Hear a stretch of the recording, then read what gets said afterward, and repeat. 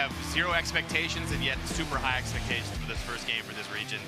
I am very excited to see how this works out.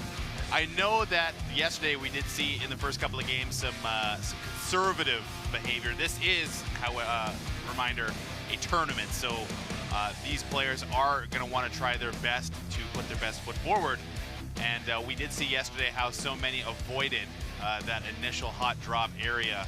But these guys don't know each other, they don't know the habits, and anything can happen here, and we'll see where places like the boot camp and whatever shake out. We'll look at. I think this is going to be one of the rain of confetti. One of the most interesting aspects is, like you said, while it is semi-professional, light competitive, I think is a term that you coined today that I really enjoy.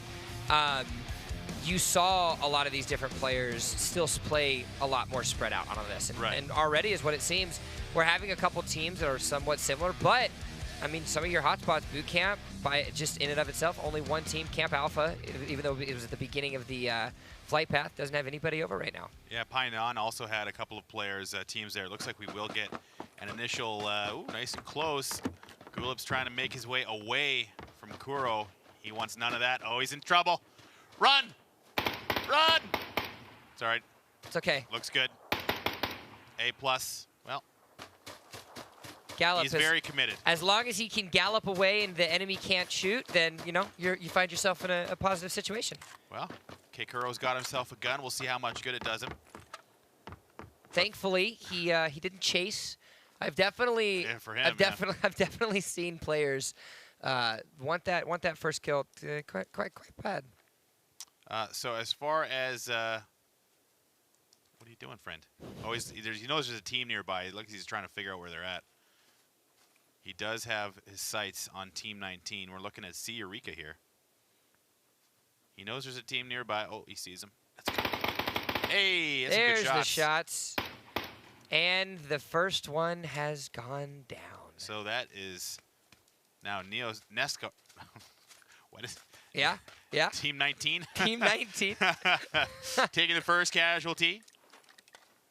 Gonna get him some nice little loot up. Now we do have a little bit of a delay, and again, oh, Gallop! Oh no, he ran from one and right into the other. YouTube aim. That's the feels bad man moment if you ever saw one. For aim specifically, I mean that's an easy pickup. But now it looks like his partner's coming nearby as well. There is one more player very close to him. Might have heard those shots. It's Toro, and he's got the UMP. Aim's jumping around. You can see on the left side of your screen. Yeah. Oh, I think he spotted him. No, he didn't. Nope. Maybe heard the footsteps.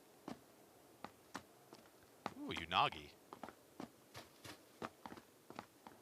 So these initial engagements are more tentative than anything else. Japan #1.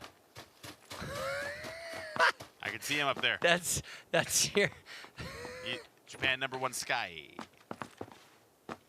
Lots of early deaths here. I think this is, if we could take a look at the map, I'd be interested to see how everyone's kind of filtered out. There we are. So yeah, lots of dispersion around, but everyone's all mixed up, and we did see the first play zone come down to that bottom left side. So that that first island in your screen there at the very bottom left is going to be where most of the action is going to be centered, and Painan is right at the middle. And there's Killer Rose just jogging along, just hoofing it. Having the legs and lungs of steel with all the cardio in the world. Now, we didn't see any bridge campers yesterday. Any chances that we'll see some of that today? There's always a chance. Always a chance. But I think that, again, in this first game, this is kind of a feeling it out, see what the competition's like. These guys don't know each other. It's from a very large region. And I think we'll be seeing more so just a standard issue duo play. But also, again, in the open region, anyone can sign up and play. So we could have wild differentiations in skill as well. So we'll see if that plays a factor. And this Painan region, there is a team holding on to it. Team 31 is lurking, but Team 30 also wants to get in on that. And really, loot on Sanhok is not a factor. So it really becomes how you want to play once you get that loot. And for now, it looks like these guys are just trying to travel into the play zone, see if they can find anybody around. Maybe Maybe they saw someone drop over here. We'll find out. I will say, for anybody that that is still slightly unfamiliar with Sanhok, you take a look at the way that we're looking at the game today, and you actually get to see how beautiful the map actually is. I know you were talking a lot about how the developers spent a lot of time, you know, really perfecting this map and really creating as much accuracy as possible with the locations that they were filming. We actually come back to Team 30, now right up against Team 31. Thanatom. Already a lot more action than what we saw at the beginning, in accordance, or in opposite rather, from what we saw in our last game, or sorry, in our last day. Yeah, I think they. I do like having. Oh, we see a flare gun go up. Oh, ooh. Bitcon having to back off, does get downed. Finzer is there as well, his teammate, but he's just gonna try and reposition to see if he can help his down mate out. Team 7 pressing. Ooh, little 360, little 360 evade. Not going to be able to do it almost. He's very close to being killed. Talk about definitely you know, getting just some skill points at the end of the day. He does not seem to care. He was just shot in the back. All right, well, there you go. He's like, they're probably not going to follow that up. Guys, I did a 360 no-scope onto myself. It's fine. I don't need anything. Little jumping pirouette never hurt anybody unless you completely ignore the fact that someone was shooting you in the back. I did a 360. I'm bleeding from my left leg, but it's okay. Everything's fine. Everything is awesome. There's the flare going across the screen. Someone just shot it. And just for those of you who don't know, you have to shoot the flare gun straight up in the air or it doesn't do anything, and whoever shot that flare just shot it in a random direction. Did he just shoot it at someone? Well, he just shot it like horizontally, so... Oh, here we have another fight breaking out. Looks like a 1v1 situation, potentially. Oh, no, it's a 2v1. This guy's trying to... Oh, it's the Vector guy. Oh, it's the Vector. And his teammate's dead. Oh! Picks him up, stuff, 1 kill. Vector guy, can he make it happen? 1v1 situation. Going for the res. Japan #1 team, looks like. Luckily, Optimal doesn't have, or Tomas, sorry, doesn't have an actual... Oh! Meanwhile, there's our first camper of the day. The first camper. Strikes the first victim. And a team wipe as well. 2 kills. So we went from 75 alive to... Oh, there you go. Godfather picks up 2 now. Japan #1 is... Japan #31. Indeed, indeed. 30 teams, 55 players left alive. Godfather going to have to play a little bit of some twinkly toes. Oh, he's got to run away. All that work trying to save his teammate, and it's not going to be for anything as he just has to evade. Everyone's getting third party, and you can see already like the amount of players on the edges of that first play zone up in that top right portion. That's where all this action is happening, and you can more and more teams are filtering into that region. Now, we also saw, so Team 1 dropped into boot camp at the very beginning of the game. They haven't left it just yet, but you've got multiple teams that have actually decided to move around, try to see if they can get themselves past that boot camp. I'm interested to see where these Team 1 players are. Are they just hanging out in a building, or is it more... I imagine the way their arrows are pointing, that they're both looking out to see if there's teams anywhere nearby. Yeah. 16's close enough to them, they might have spotted them. But the one thing I do notice a lot when it comes to the boot camp is players spend way too much time in there. I do that sometimes too, where there's so much loot there that you spend so much time running around from building to building that you just get trapped there forever. Oh, yeah, that gets one. Nice little boom boom for him. He's gonna try to find his teammate. Wow. Ends up just getting the team kill. YouTube aim in the meanwhile. Get return fire. No idea where the shots are coming from. So when all else fails, just run away like a coward. Stand there and fight. So this is actually the teammate of Dadak. They're both in the same area, shooting at the same individuals. But again, on this edge of the play zone, it's kind of getting held up. Yeah, they can see the Team 16 moving around. That's Team 1 in the boot camp. Phase 2 Bluestone's already started to move now. So now again, for those of you that just watched that second circle and decide to move, it is still saying, you know, very central from that initial circle. So you still have all three sectors, I guess you could say, of Sanhok still available. All the bridges, that river down the middle still in play as well. Hey, nice little control there. Tochiro getting some kills, 2 for his team. And just like that, we're down to 50 down from, I believe we started with 85 in the lobby, so that's actually a lot of deaths early on. This is a lot faster. This is like watching a public game, actually, is what it feels like, just because of just the pacing and whatnot. So very, very true to life for a lot of these guys. But now it's a matter of where the circle is going to shift, if it's going to stay on that bottom island or stay more towards center. And for these guys, they have there's almost a minute left on that blue zone shift. Ooh, looks like we get another 2 teams. Now, for those of you as well that are unfamiliar with the format of this specific tournament for Broadcaster Royale, you get 200 points for winning the specific match, and then it goes down in increments of 5 for each place following that. But you also acquire 4 points per kill. So if you're able to frag out and actually get yourself a decent placing as well as a couple kills in your pocket, you're going to be a lot more, or you're going to be in a much better situation. Look at that center region. That Painan region has been hot this entire game. Thanatong, brother of Thanatos, is now being rezzed by his teammate. How do you think you'd feel if you were the brother of Thanatos and it's just probably underaccomplished or embarrassed? Very underaccomplished. You go to family dinner. What'd you do today? I snapped my fingers and wiped half of the population of the universe. What'd you do? I played in the PlayerUnknown Battlegrounds tournament. I think I might get promoted. My boss has really been talking about expansion, and you know, I really think I would do good as a mid-level systems analyst.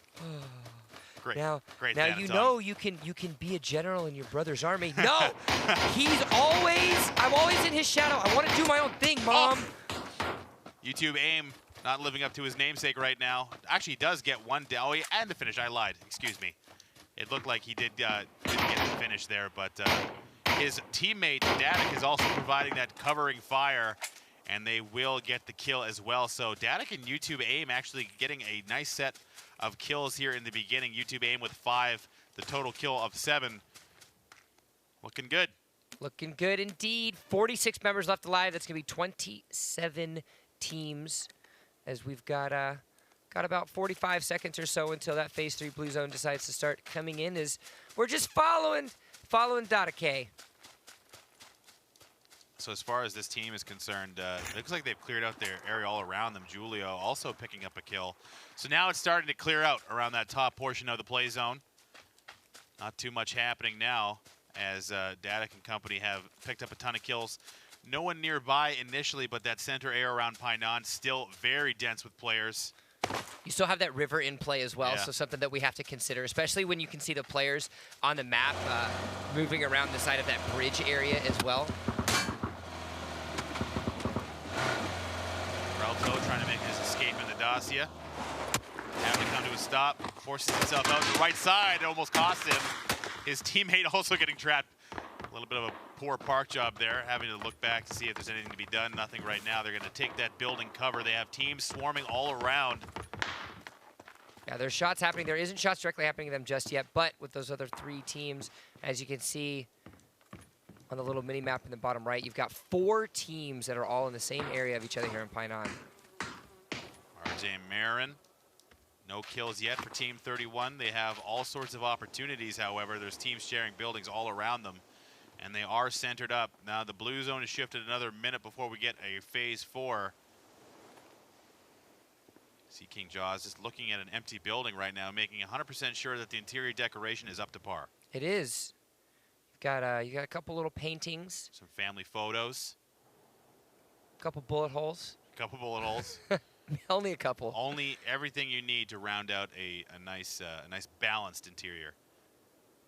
The team of Triple C and Team 24 kind of looking at each other. Looks like they're aware of each other's presence, but no peeks happening just yet. Gyrating, trying to see if they can coax out a mate. Their plumage up, ready to see if they can once again perpetuate the ritual of PlayerUnknown's Battlegrounds. Nice little view here of Painan. Such a beautiful city with a smoking fire in the background. Sometimes he's got to burn a pile of tires. You do. It's you know, they say there's lots of things that people do here in Los Angeles. It's the LA aesthetic, and it's the Painan. Smog. It's the it's the Painan aesthetic. Yeah, exactly. We need to recreate Los Angeles. Let's put a lot of tires on nice trade. Thanatong down. Now looking, it's a 1v1. Blockbox trying to save his teammate. Actually, his teammate is down next to him. Thanatong having to med. His team has been finished, or his teammate has been finished. He now finishing his med. Here comes the grenade. Oh, we actually got third-partied. Team 35 getting involved.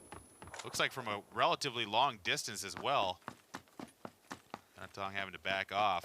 I think I'm already just, Thanatong's just going to be my favorite player. Thanatong. It rolls off the tongue. It does. So Team 35 sneaks in there, steals a kill. Thanatong forced to back off. As now you've still got a lot of people still are going to be converging on this next circle. Phase 4 Blue Zone has started.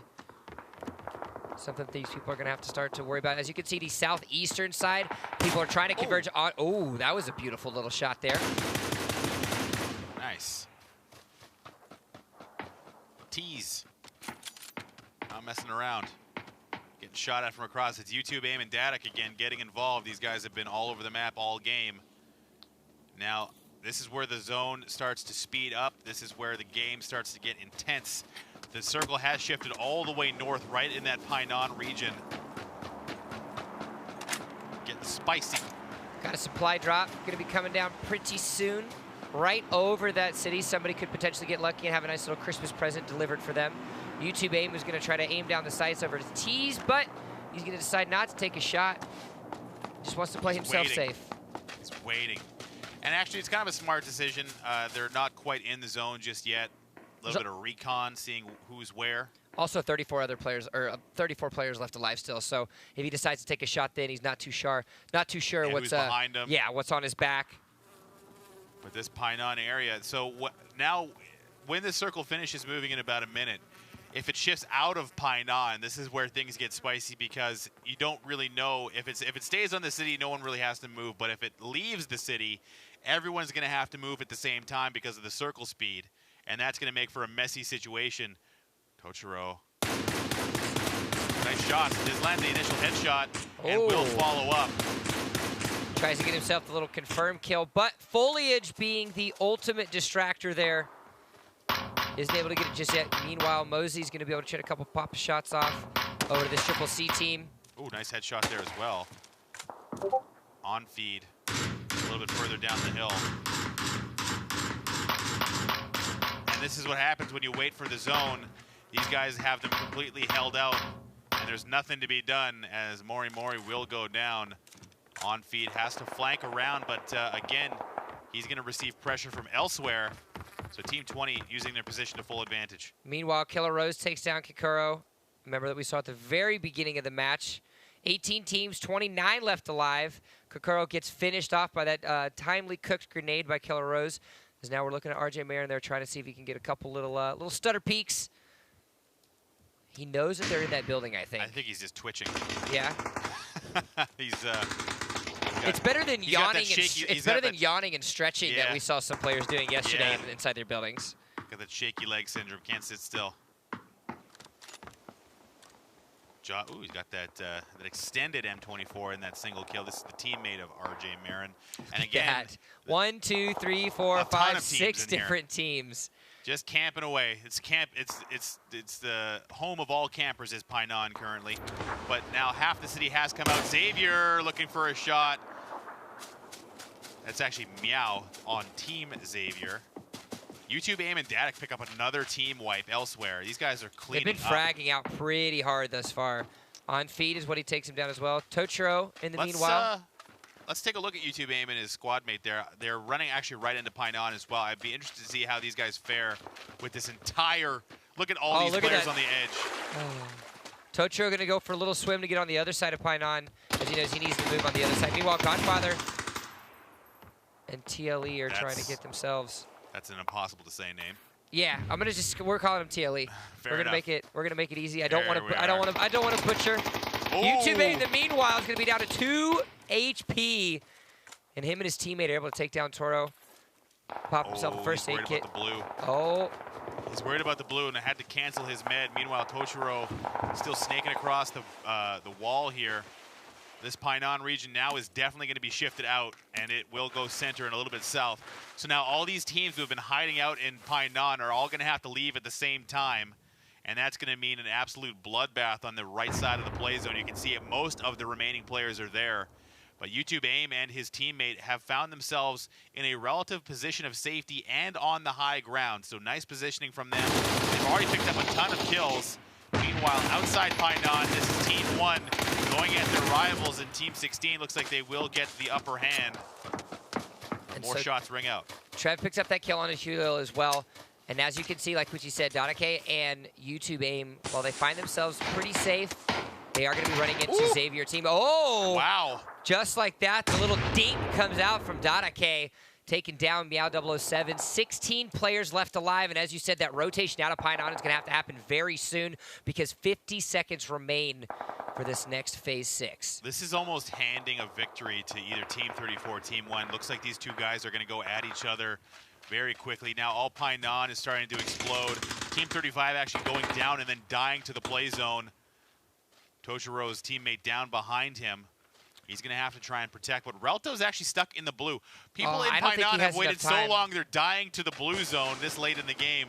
That's passive behavior in a nutshell. Patience is a virtue, but it definitely doesn't keep you alive. Well, it's putting all this undue pressure on these guys to have to, get out of Painan so quickly.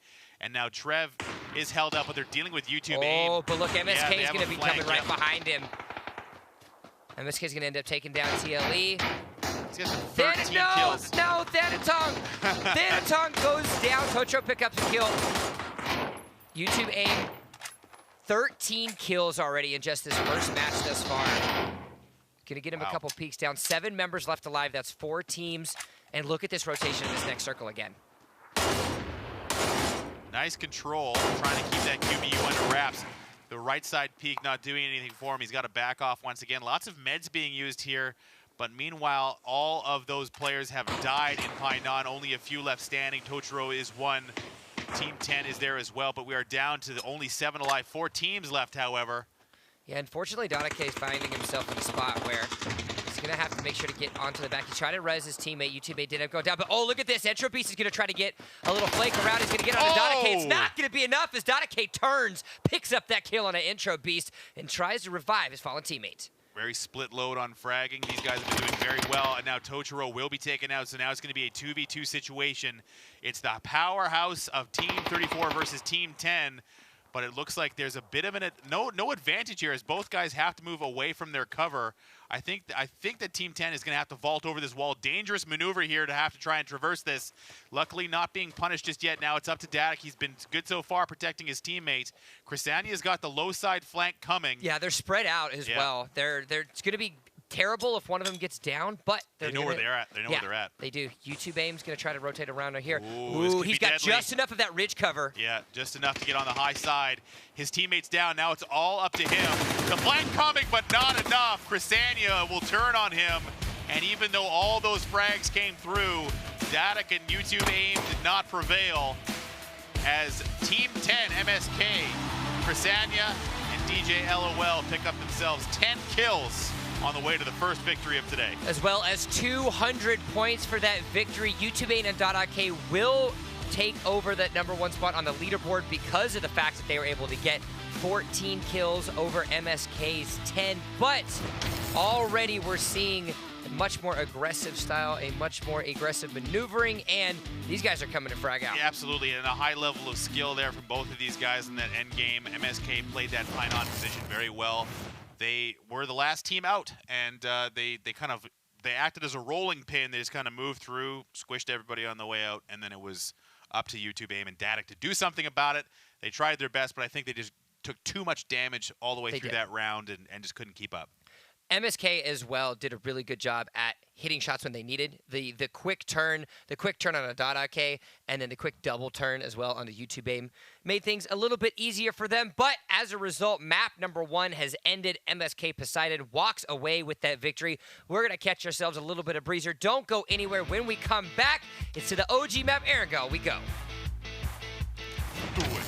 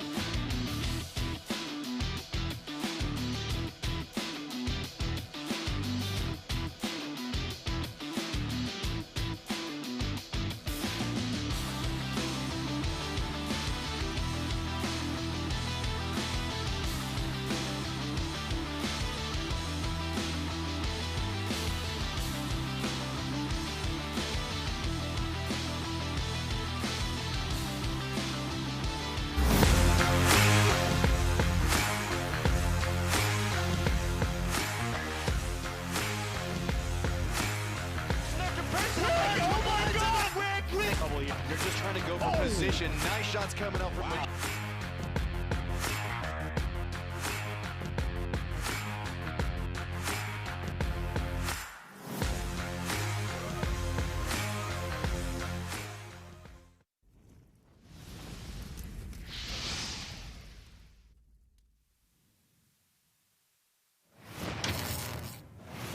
Welcome back, ladies and gentlemen. We just concluded map number 1 for the APAC region. We had Sanhok, and it was frags, frags, frags, as we were expecting here in this open region. Yes, a very competitive and mechanical match.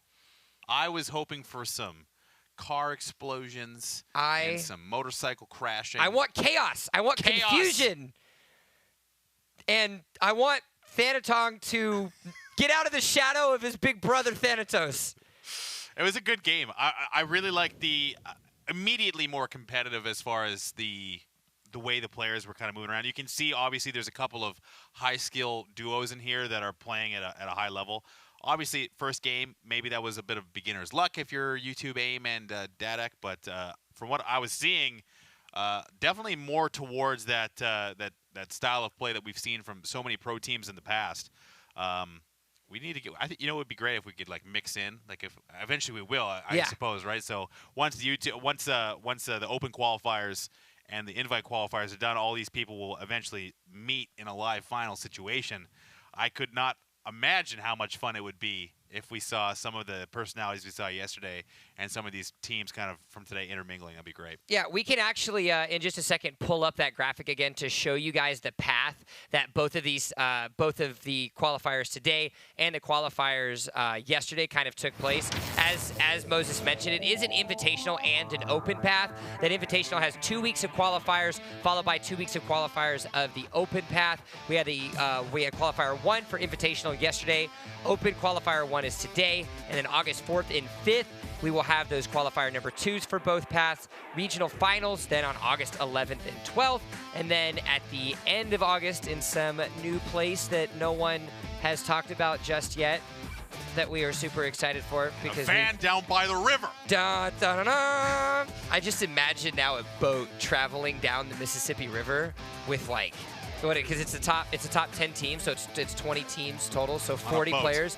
I just to see 40 PCs on a boat down the Mississippi River. Yeah, I can only see that ending in heartbreak for some reason.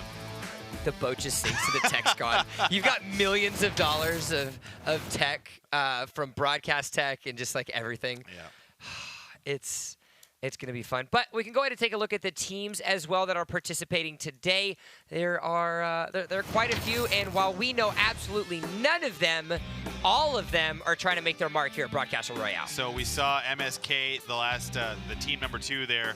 They did win last game. However, likely overtaken in fragging points by AIM and Dadek. I'm going to start calling him AIM because I think saying YouTube AIM is just a ad every time I say What do you think the difference is between YouTube AIM and Twitch AIM? No idea. Twitch AIM is better. EXL Esports. I just saw that was their team name. Crazy Cats Cosmo number 2. I wonder what Crazy Cat Cosmo number 1 is. I feel like it's like a... We don't talk about them anymore. We don't talk about them. Lucid Dream number 2. That's what Thanatong's team name is. Lucid Dream number 1 is actually Lucid Nightmare. Oh. And that's where Thanatos snaps and actually deletes him instead. I don't get it. You don't get it? No. Thanos did nothing wrong, man. Okay, fair enough. Thanatos. Oh, we've been saying it wrong. It's Thanos, not Thanatos. I know that. Thanatos is a ship in EVE Online. That's what I thought of immediately. Pop culture in me. If Twitch chat didn't hate us earlier, we've been calling Thanos Thanatos. I know memes. Can someone clip that? I'm 31 years old. Wow. What do you think? I was older? No, I didn't. I thought you were like 35. I'm 49. I have the internet. All right, look, this is how I knew Moses was older than me. We're sitting down at the desk getting ready, and Moses pulls out a beard brush and starts combing. It's a comb. And starts combing his beard. Just because I have the ability to grow a decent beard, okay? I can. Okay, whatever. I can grow a very long chin strap, but when it gets up to here, it's like, no, you're done. Can't do it. I'm tearing up. That's actually pretty funny. Puberty's funny?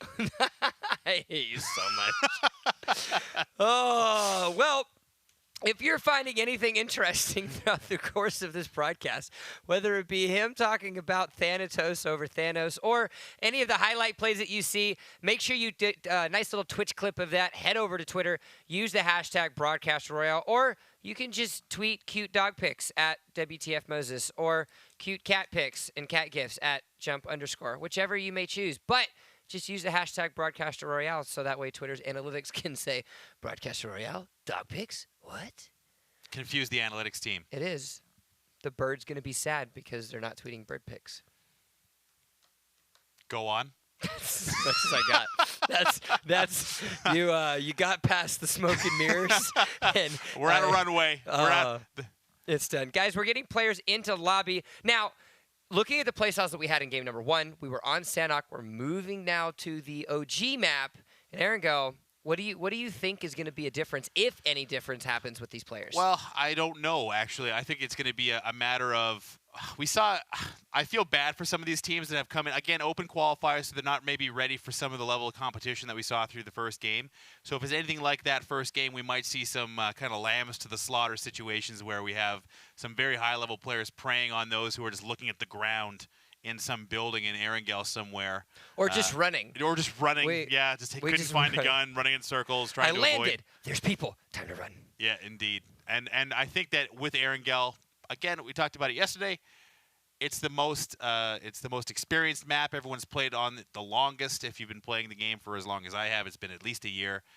So Erangel, very comfortable locale for most of these guys. The terrain, the knowledge, the rotations, even if you're not necessarily a high-level player, because that map has been around so long, you get these instinctive rotations of, okay, this is where I want to go, this is where I need to be, this is where I think I need to go, and this is where I'm going to die. Right. So it's you pick out your spot where you're going to die, you're not having the right mentality. No, you're definitely not. But while we don't have a heat map of where everybody died, we know who was able to acquire themselves some kills. Taking a look at the kill standings that we have, sitting at the top, it's going to be EXL Esports, followed by MSK Poseidon, and then Signature Fet Team 2 with 8 kills, a team that we didn't really get to highlight with Julio as well as AJP, 2 players that I think we should definitely keep a highlight on as we come into this next game. And again, you can see, I think MSK Poseidon, obviously, I imagine a split team like we mentioned earlier in the broadcast. EXL Esports 1 in the same boat. I think that between AIM had more than 0 kills, I'm sure. I think a little technical. Yeah, indeed. Little technical glitch. The team was split very evenly with frags, and I think that the way they played, stayed aggressive, but they played the positioning quite well, made some good choices. I think that would be my favorite so far, would be that team. I think their late-game decision-making, if you want to actually get into the nitty-gritty of it, their late-game decision-making at those last couple circles do need to be improved upon, because they did kind of catty-corner themselves a little bit too much inside that shack. You saw Datic was trying to get a couple little easy shoulder peeks on stuff, but it wasn't great, and he ended up having to jump out the back window. I think they took so many fights on the way there that their armor and meds were at a point where, because at a certain point when playing PUBG competitively or at a level that is near top level competitive, it's not easy to replace a busted helmet or a broken vest and meds as well, because you're having to loot players as you go through the game at the very least, and you're likely damaging those players on the way there anyway. So maybe the vest you're replacing is only half full or whatever. So by the time they get to the end game, you take a couple of shots, half the med, your vest is gone. You get an accidental, you get a random headshot, your helmet's gone, you've already used a bunch of meds, and you just can't keep up. Or you took a couple of downs as well. You know, there's that. So it's hard to keep up and keep that momentum going. That's why you see so much passive behavior in early games. It's just not worth the trade. It's the high risk, high reward that you find yourself into. If you understand the importance of kills, you understand the importance of actually getting those frags, but as you get later, that fighting in the trenches for so long, you don't have those resources to kind of help pull yourself out of that. But it was only game number 1. There is plenty of matches to be played. There are 5 maps that we're playing today. Remember, it is 3 regions that we're broadcasting about. We've got APAC as well as Europe and North America. So something to keep ourselves considered on. But as we continue to wait for these guys to get into lobbies and get things situated, we do apologize for that delay. let's talk about what you're excited for. This is PlayerUnknown's Battlegrounds. We've got PGI Berlin coming up this week, starting the 25th or 27th. 27th. It starts on the first game's day is the 25th. Or 25th, yeah. It starts on the 25th. What are you most excited for? Just the competition. I mean, this is the first major, quote-unquote, for PUBG that we've seen ever in the competitive landscape. There's a bunch of teams that have all qualified in the past. It's been a mix of invite and qualifications. So it's a situation where everyone deserves to be there. There are some notable people missing. FaZe Clan didn't qualify. Arguably the best team in PUBG through the early portion of competitive didn't make it. What about APAC? Let's talk about that Asian region. I know something that we talked about off broadcast as we were preparing for this, and just having that casual conversation was this is one of those first instances where we're actually getting to see those qualified teams from Asia actually participate in the PGI. What are you expecting to see from some of that region? Well, it's the style differences, because in the Asian region, third-person perspective is the predominant game mode. And actually something I learned that was interesting to me is that even in North America, third-person is still 76% of matches. Really? In all game modes. Even though first-person is much more popular here than it is in Asia, the Asian region only has 2% of their matches being played in first-person perspective. So there's going to be two tournaments. The fact that it's going to be third-person at the first half, first-person in the second half. Both teams that predominantly play, or both sides of the equation, FPP having to play third person having to play first person. It's going to really be a good mix and decide who the overall best team is through all game modes. And really, PUBG is about adapting to whatever circumstance you're playing in, and that's a really good time to do it. Well, if you haven't had a chance to check out the PGI and all the information, it is all over the interwebs, so you make sure you can go and check that out. The APAC region game number 1 has ended. As a result, we can take a look at the top 8 standings for points that we finally have ready and available. Despite the fact that MSK Poseidon secured themselves a Game 1 victory, it is going to be some other people. Yeah. Optibai and Godfather. Surprise! We're going to get confirmation on those statistics and make sure that those are correct, because from our math, it looked like XL Esports did end up walking with that victory. They might have had like 15 frags that we didn't see or something there's like that. Some gremlins in there's some gremlins in the back. We're going to have to go bop them over the head.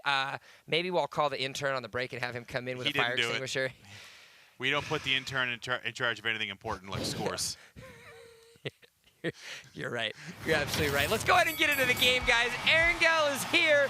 It is available. The original map to grace the lands that is PlayerUnknown's Battlegrounds, and what a sight to behold. So for Erangel, this is the classic map, the preeminent PUBG map, arguably the most refined as far as competitive metas are concerned. So we'll see if some of these pseudo-competitive players that we're kind of suspecting being high-level guys are going to behave in similar ways we've seen other teams, and they're going to get a nice, easy middle plane path to deal with here. So I imagine we'll see some action around the Pachinki area. We'll see if we can start sorting out who the casuals are in this group. Finding out who's going to come out of the plane and immediately saying, guys, we've got a direct route over school. Let's go over school and see, do we want to go to class today?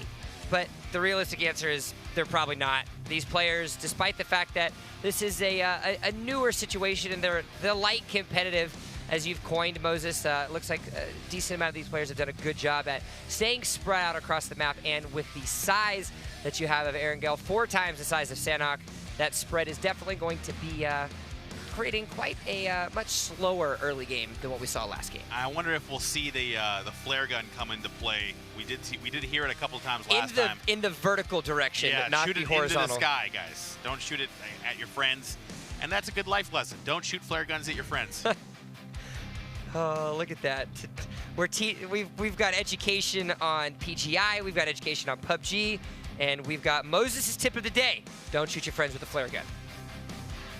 Did you ever shoot bottle rockets or fireworks at your friends? Yeah, I blew 3 fingers on my right hand off as a child. They reattached them crooked, so... oh, that's an actual... No, I just made that up. My fingers just bent. I was about to say, oh, wow, we just got real. We just got real in the chat, guys. Oh. Yeah. No fireworks. They're legal in Canada. They're really? Yeah, you can't buy too many fireworks in Canada. I grew up in Tennessee where I think almost everything is legal. Yeah. So we definitely would have bottle rocket wars. That where we sounds would like have something 2 bases in the idiots would middle. No, we were.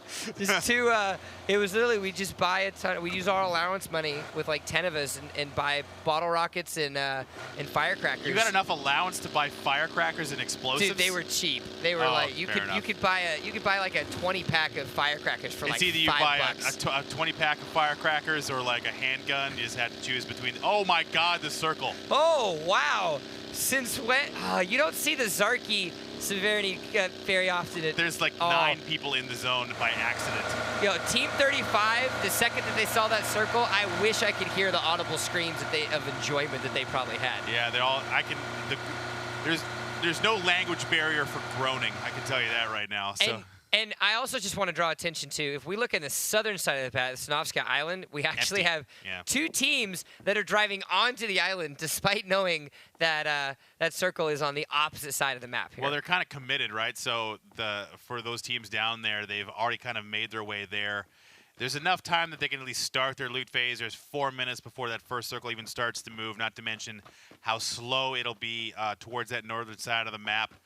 I did hear a flare gun go up, so I imagine we'll see an armored UAZ driving around pretty quick here. But there's so much space between these guys. I say that. Furs takes down Katie, and she will be the first casualty of this game. Honey, I'm home. Straight to the gray screen goes Katie Stodd. Unfortunate start. So you've been playing. We've been playing. Battlegrounds for a while. Erangel, being the first map, what did you have a favorite place to drop? I get that question so much. I mean, it really depends on the playing path, your preferred style of play. All right. All competitive analytics aside, what's your favorite map location? I am the mayor of Gatka. You would be the mayor of Gatka. That's my spot. I mean, you always get, like, depending on the playing path, you get 4 or 5 people. I play a lot of solo. Like, I've always been... First person? Oh, yeah. I mean, since first person came out, that's been the primary game mode for me. But the one thing that I really like about Gatka is you get 4 or 5 people drop there, you can get some decent loot, and you're close enough to the center of the map that you can kind of flex out from there and move on. But as time has gone on and I've got more experience, I just kind of hot drop over and over again now. So my rounds can be either exciting or very short, depending on how the outcome of the first part of the game goes. And there is the armored UAZ. 3 parachutes required to keep that thing from just cratering as it drops right on Milta, actually. So it looks like Team 22 is going to find themselves a tank to drive around in. They are indeed. To secure themselves now. Now teams are starting to finish off their first run of loot. We do have the blue zone is started, so we got 2.5 minutes now before it will find its way to that little white circle in the northwestern side of the map. Zarky, Sverny, northern side of George Pole also up and available. As it looks like Yurisan's going to get dropped down. Full team wipe by Oxygen, securing nice little 2 kills for his team. This drove right up to him, and I have gotten word from the very trustworthy Jay Stearns in Twitch chat that EXL is a pro team from Korea. Well, there you go. So that's, I believe that's AIM and Dedak are the pro players from South Korea. I'm also we're gonna continue this phone a friend conversation and ask Jay Stearns, sir, is it Dadake? Is it Dadak? Can you give us the phonetics, please, so we don't butcher his name over and over again? I would love the phonetics. We're gonna have to wait because the stream is on a very long delay. We'll sit here and wait. We're on an 8-minute delay. So in 8 minutes, Jay Stearns, I hope you respond to us. That's a nice looking UAZ. I've never actually seen the exterior shot of that thing before. I've never actually seen one before either. I haven't messed around too much with the flare gun in custom games, but having pro players in the environment is an issue. And here's another one. Everyone's getting armored UAZs. Demolition Derby is about to happen as we potentially get to the other sides of this circle. Still 60 seconds before that phase 1 begins. And they start finding those ways. We can take a look at the map and what we've got everybody moving around. The delightful individuals that decided to head on over to Sanofska Island, they've got themselves some loot up, and both teams have vehicles, so they will be able to drive themselves into that circle. As it looks like we're seeing a couple other teams actually get themselves into the circle early before that phase even begins. We can see a couple teams actually heading towards that Zarky area.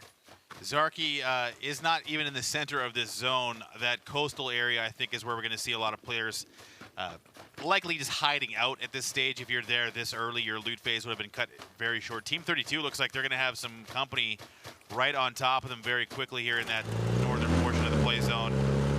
Looks like we're going to have saw that crate drop and said, nope, don't even want to deal with it. Nobody likes the AUG, I'm telling you. Well, I'm sure some people do, but the AUG is not the... I love how quickly you fix that into a politically correct statement. Well, somebody likes the AUG. Idiots. There we go. You feel better? Yeah, I feel much better. Now Moses is back. We're waking up. It's still only 5 a.m., so it's okay. He can see you. He can. It was one of those, if I look at him hard enough, it's like a kid. I've got my sunglasses on, so I'm invisible. Oxygen's picking up another couple of kills there. Another team wipe. That's 2 team wipes for Team 39.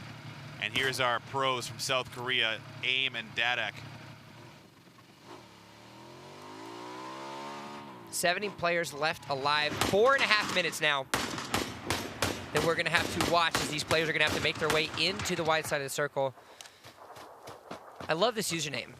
What do you want for username? What do you want to play in PUBG? I'm just going to...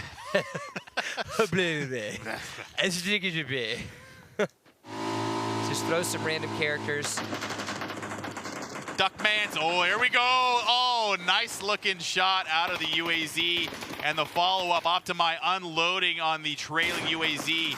Just like that, we have ourselves a bridge fight. The one does go down. Duckmans, his partner, is down as well. And Godfather and Optimi take down Team 28. Nice looking shots. That was quite the high-speed chase for a second as we see YouTube, AIM, and Dadak here on their own separate vehicles. Got the UAZ and the motorcycle just kicking it through. Little frag kill coming out. Japan #1 goes down to Finzergod. Yeah, as we can see fighting as well on this northern side of the map. Yeah, the coastal area, that's where everyone's trying to get centered. And it looks like the teams that have arrived first are getting the advantage. And another flare is going to go up, so there's going to be armored UAZs all over the place. Finzer will finish off Japan #1, looks like. Japan #1. Teammate did die for, or Japan #1 Sky, so his teammate Rayo is still alive. Box is going to end up. Oh, that's not a place you want to be. Don't commit to this. Don't commit. Oh, no, he's committed. Fail. Oh, my God, He was committed.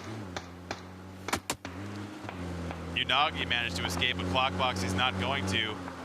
All sorts of damage done to this UAZ. Barely escaping with his life, but he's not out of the woods yet. He's driving past Team 8 as well, who are going to open fire on him. UAZ still decent health, but he's just headed right to the water. Yeah, that's going to be he's returning to his home. That's going to be a no-go. Yeah, I'd say my teammate's gone. Off to the water we go.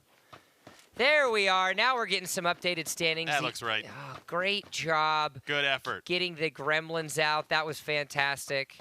We've got cookies in the break room. We'll bring you guys a plate. I love cookies. You do love cookies. You love cookies. He walks in. He walks. I'm going to be right back. I'm going to go grab some orange juice. Comes back with no orange juice. It's just a cookie. I said I had aftertaste from the orange juice that I already drank. And there's only one way to cure orange juice aftertaste, and that is a cookie. It's scientifically proven. I just picture now just a bowl of cookies. I drink a lot of orange juice and I eat a lot of cookies, and for some reason I have diabetes. Is this directly or indirectly correlated to the amount of Papa John's Subway that you eat as well? That's a throwback, chat. I'm not going to dignify it with a response, but just another thing to pick up from yesterday's broadcast. Another reason to go watch, guys. Speaking of watching, Unagi not going for the ocean, deciding to sit still and hide in the grass for a while. 62 players left, a little bit slower. Bitcon showing everyone that he has the the strength to jump through a window without any sort of protection to break that glass. Here comes Antro Beast and Trev, Team 12. Got that fancy shirt on. He's actually in transition with a bunch of players around him. Little honks, little hey, how are ya? There's Thanatong. He's crashed and looks like he's not going to survive. He ran into another team. So this northern portion of the play zone, that coastal area is just absolutely filled with players. Everyone's headed to that center area. Little Spy takes out that final kill on to Thanatong. They're hiding in his little hut right now. We got 59 members left alive. Toro goes down. Optimi, who had a great showing in the last game, ends up getting taken down by On Feed. His teammate Mori's taking some shots at Godfather over here. He's trying to bob and weave to try to get to his teammate. Got the smokes out, trying to make sure that his teammate survives. Looks like he will be able to so far. Mori just using that 3-time scope to full effect, is spamming the smoke, looking for anything. But luckily, Godfather will be res optimized back as well. But they have lost one of their vehicles, and that's going to be the UAZ surviving. Looks like their motorcycle got blown up. Yeah, it did. They're going to have to be forced to run around, get off on the other way. They are inside the circle. We do have about 1:45 now until that next phase does begin. If we can take a look at the map right now, you can actually take a little look-see. Zarky. All the water came out. All the water's gone. You do have a little bit of the river on the southern side, but doesn't look like, I don't think many people are going to be frequenting that side on things. Everybody is focused on this northern coastline. Yeah, Severny is going to be an issue. You can see EXL is on that right side of the play zone. They're still trying to figure their way in. But that Severny shooting range, northern coast region, is going to be where most of the action takes place. And it looks like Blurry is going to be forced into the water, being watchful eyes of all those folks in Severny, not allowing them to transition unpunished.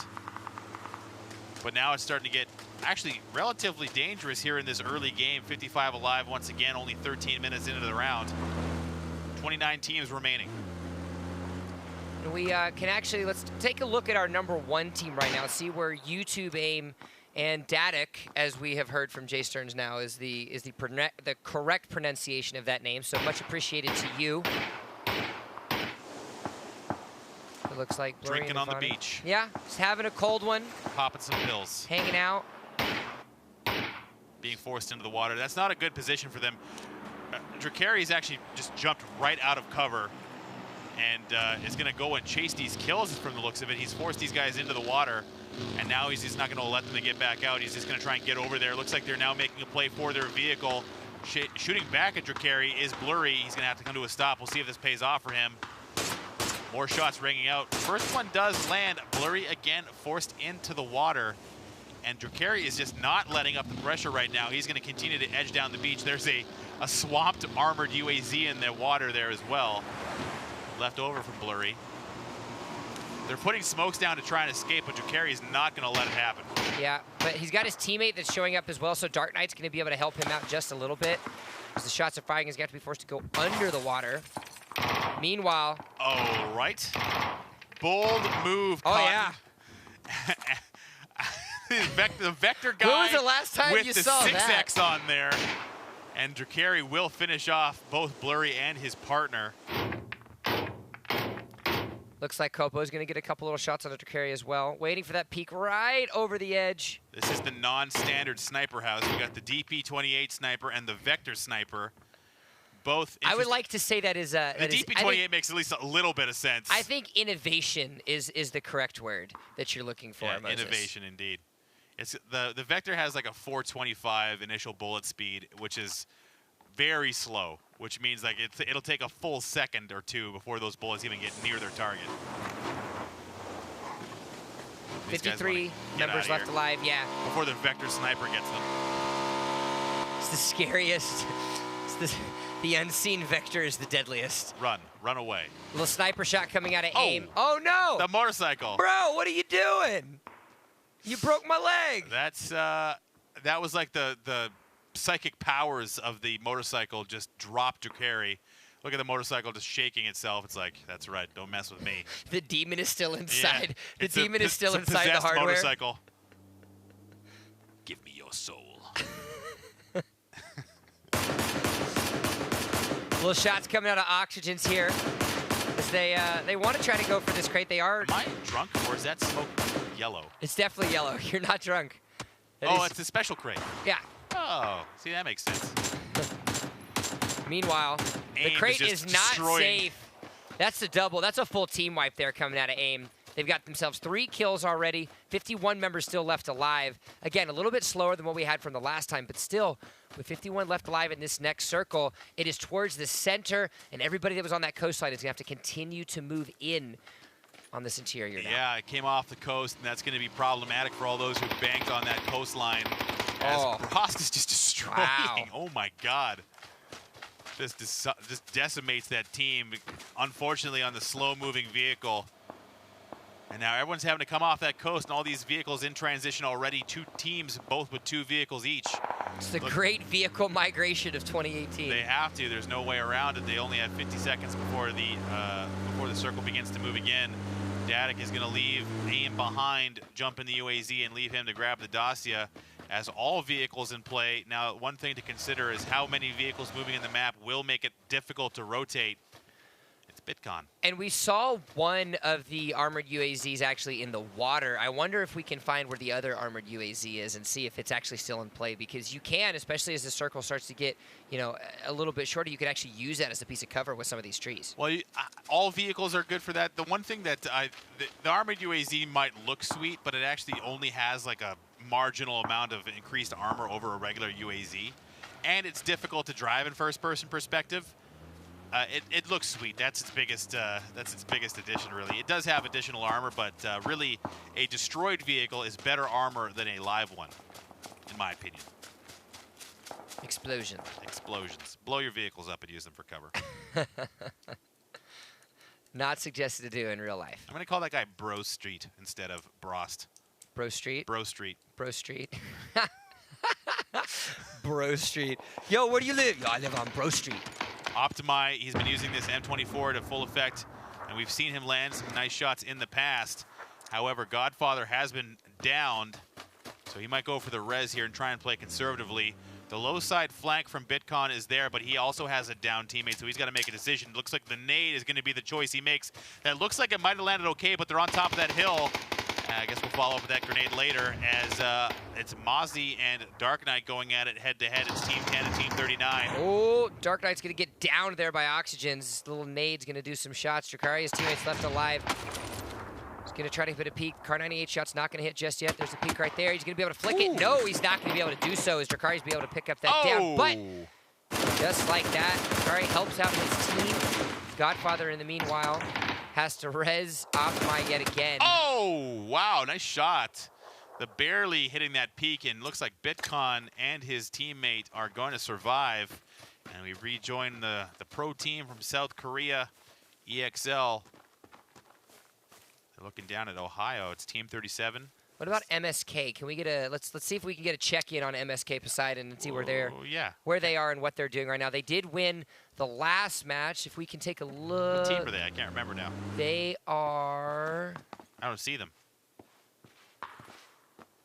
Yeah, I don't see them anywhere. I don't. I guess they must have died early. Guess so. I guess so. You win some, you lose some. Yep, nowhere to be seen. That AWM ringing out from AIM. Only 3 kills. As I say that, there's going to be a lot of opportunity to be killing here shortly. Drakari actually staying active as well, picking himself up another kill. And it's the Vector Sniper, the 6X Vector guy, fully committed to the Vector lifestyle. Oh, yeah. He's got the extended mag, though, so make things a little bit easier for him. Get an extra 15 bullets in the mag, but still don't think it's going to be as great. As Zan's going to find himself in a little bit of a rough spot. Japan #1 Rio is actually there. Meanwhile, Trev on the other side of the map takes down a full team wipe as he takes down Memento and Helid. 38 members left alive. I think I've seen this guy in every one of my public games. Yeah? It's Zan Z. Zanzi's going to try to I can't wait to mispronounce all these names. Yeah. It's Bro Street. Bro Street is carrying currently. Hey, nice little pick up there. Japan #1. Having a tough time. Trev stuck in the blue. Looks like he's completely zoned by Mori. Mori looks away at the very last second, and Trev has snuck past. What a matter of timing there, as Mori turns away at the last second, allowing Trev to sneak into the play zone. 37 players left alive. We've got about 25 seconds, and just like that, AIM takes down a nice little pop with the sniper on it. Ari mitted there. He's got his teammate there. Huka. I apologize to anyone that's yeah, watching. I can't yeah, say. it's not. I'm going to be butchering names left, right, and center. Is, it's just the way it's going to be. Don't do it. Yep. Don't do it. He's Yep. looking for his teammate. He's like, where's the res coming? I want. God, I would not be able to resist. No, of course not. But hey. Oh, he found his teammate. Daddick's down. Oh, the one trade. Now my God, now he punished him. You took out my teammate. Monster! Oh my God. That is the ultimate. That might be a problem though. They're getting shot from the back. Sabrick and Lievely have shown up on scene, and just like that, maybe wasting a little bit too much time. We'll have to catch up, but they in turn have been flanked from the looks of it. MSK, there's MSK. Yeah, it's the They're able to Chrysania. pick up that kill onto Drakari. Chrysania. It makes me want to say Chrysanthia. Chrysanthia. Beautiful flower, by the way. That's a chrysanthemum. Chrysanthemum. Okay. That was close. Thanatos. All right, we're even now. Yeah. I know my flowers, okay? You weren't allowed to play with firecrackers as a kid, yeah. so instead you studied flowers. Botany. Yeah, botany only. Finstergaard realizing that is not the house that he wants to go have Sunday dinner at, as he's going to end up getting full wiped. Bitcon and Finstergaard are going to go down there. On feet and Mori Mori is what we're back on to. There's Trev. Oh, Bro Street goes down to tease. Another one. Never mind. We're not going to go there. another one falling to the tees. We'll see if Bama can make anything happen here. Mao's right in front. Mao is taken down, actually, but that's from a separate squad. They did see another one moving. Looks like Bama's going to go again with the DP sniper. Lands a couple. Mao does go down, picked up by his teammate a little bit further away.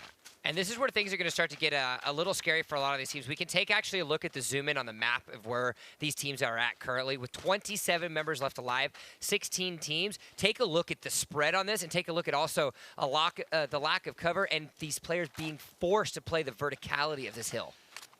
Looks like Eureka and MySpy have a decent spot around the down plane, but we're going to see another circle shift here very shortly. Now it's going to be north or south. MSK and our powerhouse team EXL are still in the game, so these guys finding their way into the top 15 teams. But now this is where the solo players and the pressure is going to begin to mount. And it looks like we're going to be headed south. And I also am getting word as well that MSK is a professional team from Singapore. So we've got a Singapore professional duos squad or duos team, as well as a Korean duos team. So already looking some potential foreshadowing for the rest of these couple games. Oh, nice grenade. Hello. Mori YouTube Mori. aim can aim guns, can aim grenades. They've already established themselves 7 kills, 5 of which AIM has been able to acquire just now. AOM is going to be able to pick up that nice little kill on Lavely. Just a tip sticking out there, but he's not going to be able to pick up that onto Sabrak.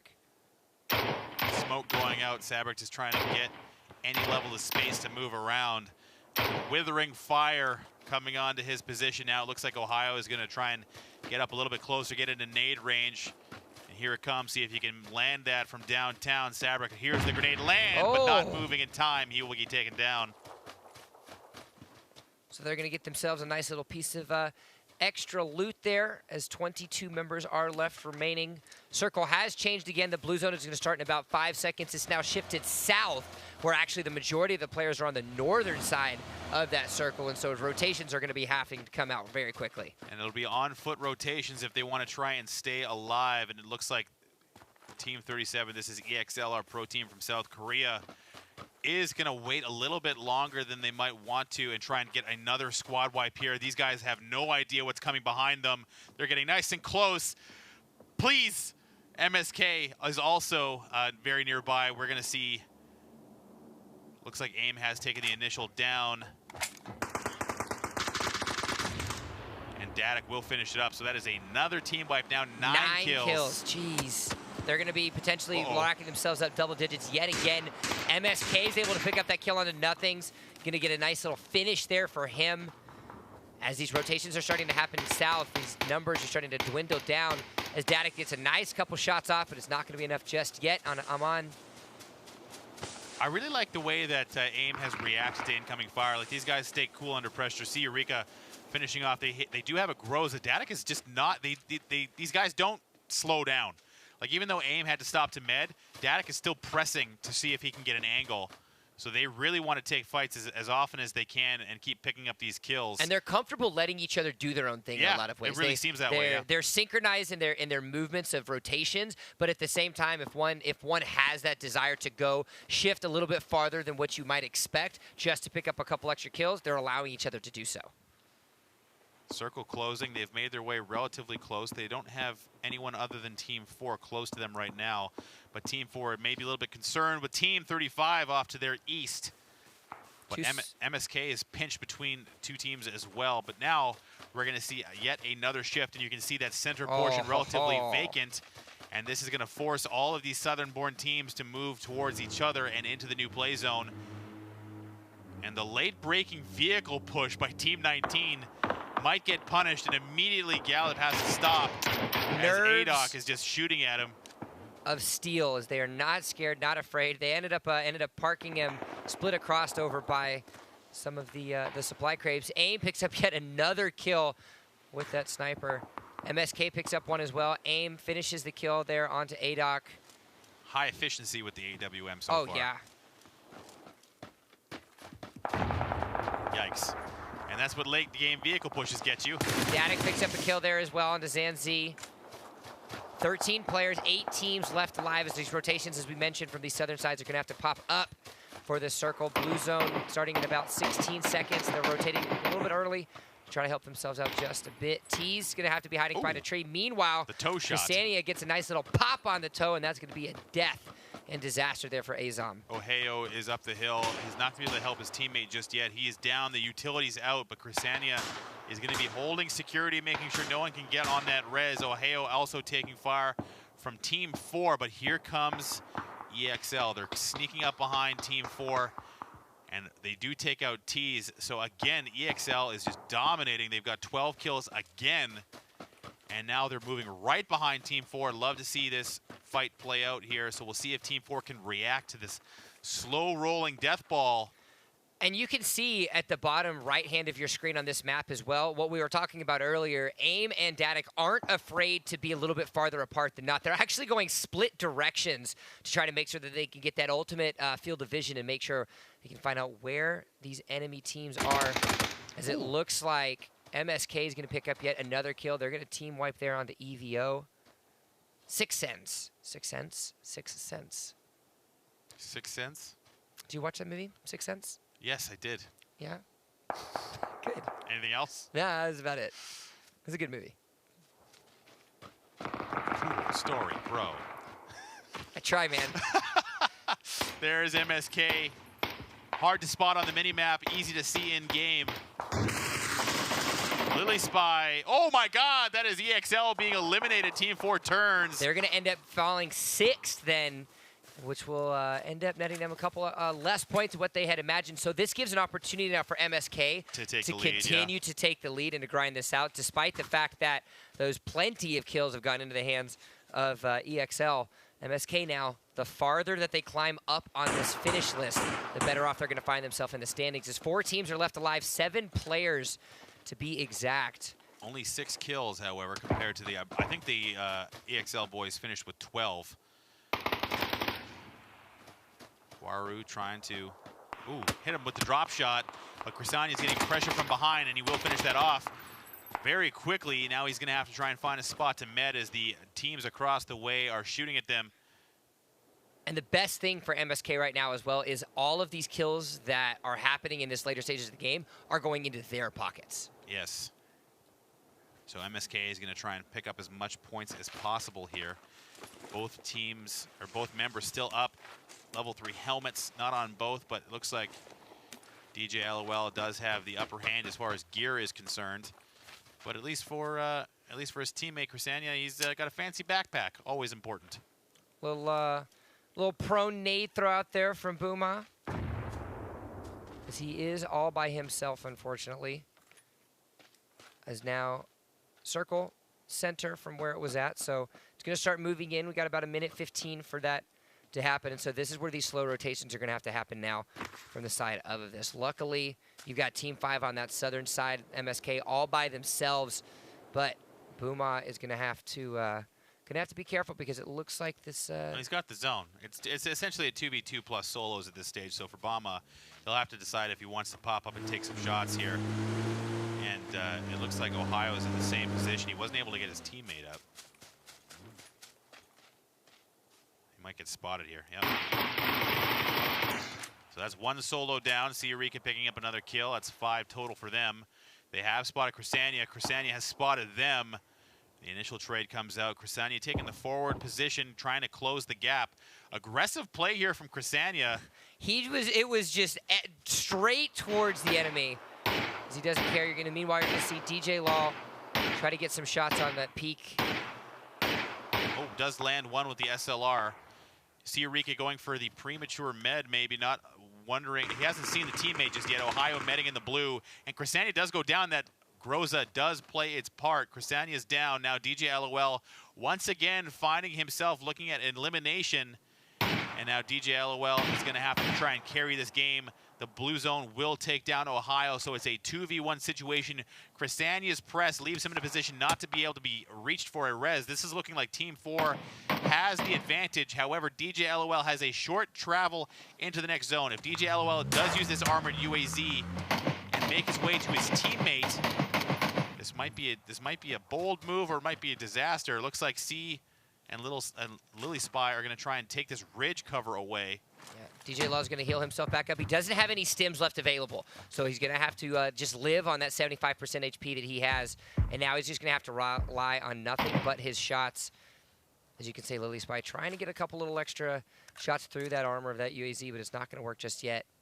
They haven't finished off Cresania, who's probably giving his teammates some information as to where people are. I'm not sure if they spotted that low side flank. The utility coming out now from DJ LOL. This is really hard for him to manage. Just having to just try and stay ahead of the damage. The blue zone is now getting ready to close. It's going to force these guys together. DJ LOL does have the zone, but look at Eureka. He's on the low side flank, trying to get around this UAZ, and he is caught. So now it's a 1v1 situation. DJ LOL looking to clutch this game. He's got the sniper at the ready, and he's going to try and pop it. Doesn't happen. Eureka giving the info to his teammate. They're both in the circle, though, so they don't have to worry about moving. It's now just going to be the peak game of who's got some nades here. Maybe nobody. No, it doesn't look like there's going to be any. I know there's not any utility left on the DJ LOL. That's going to be a little bit of a shot. Headshot. You can see the stuff coming out. There is a little bit of meds left, and there are 4 first aids still available left on the Lily Spy, as well as a slew of bandages. So this extended fight could happen, but the real question becomes now, 7 seconds, the next circle is where things are going to have to change for both of these players. Is DJ Law going to miss another shot? Oh, he is just playing with fire here, leaving that head out for DJ LOL to try and hit him. He's already taken 1 headshot. Another one will destroy his helmet. DJ LOL does not have any boost. This is as much health as he can get. And we have seen the final zone pop. They have 12 seconds before the zone begins to close and forces them dead center. This is going to be all about skill. Lily Spy has the advantage. He has a boost ticking. And here comes the grenade already. He's been waiting for the zone to start to move, and he will just throw it right down the gut. Lily Spy does take a ton of damage. Doesn't get the kill, however. Eureka's down. 1 tick of damage left remaining onto Lily Spy. Still has a little bit of stims as well to kill himself up. And the phase 9 has started. This is where the decision has to be made. DJ Law tries to get a little bit of a bait out with the UAZ. It's a slow creep in, and there isn't any cover. So as soon as these members are going to decide to come through onto this, they're going to have to make a decision to fight. The death circle is there. It's going to be a little bit of a shot. He doesn't have the angle. Press it, press it. Get up on the right side. Oh, he's going to go for it, and it's not going to work out. Lily Spy did not have to move quite as quickly, and he clutches that in a nice 1v1 situation. MSK coming in 2nd place with 7 kills, but Eureka and Lily Spy take it with 7 as well. We didn't see EXL make it in the top 6 with 12 kills, but patience rewards those that are able to do so, and as a result, CU Lily walks away with that victory for game number 2. But you have to give credit to MSK. They won game number 1. They got 2nd in game number 2. They're sitting pretty comfortable now with these points. Nice positioning, nice movement. We missed them on the mini map, but they made themselves known in the end game, and that was a nice play from them. I really like the aggressive style of EXL and the way they've been playing. But I think again it kind of cost them as they kept on taking fights over and over again. Team 4 did make it and ended up winning that game. Did see Eureka and Lily Spy. But overall, I'm really liking how clearly the top half of the leaderboard is showcasing some high-level skill. Yeah, something that you start to figure out with these open brackets now that we have 2 games under our belt is which of these players, which of these teams are actually going to start to shine. Of course, we've got the pro team from Korea, pro team from Singapore starting to have up, but a lot of the strategy of some of these other top 5, top 8 teams are still creating a little bit of something. More to be seen, though. We're headed back over to Sanic. We're going to take ourselves a quick break. When we come back, it's map number 3 for the APAC region.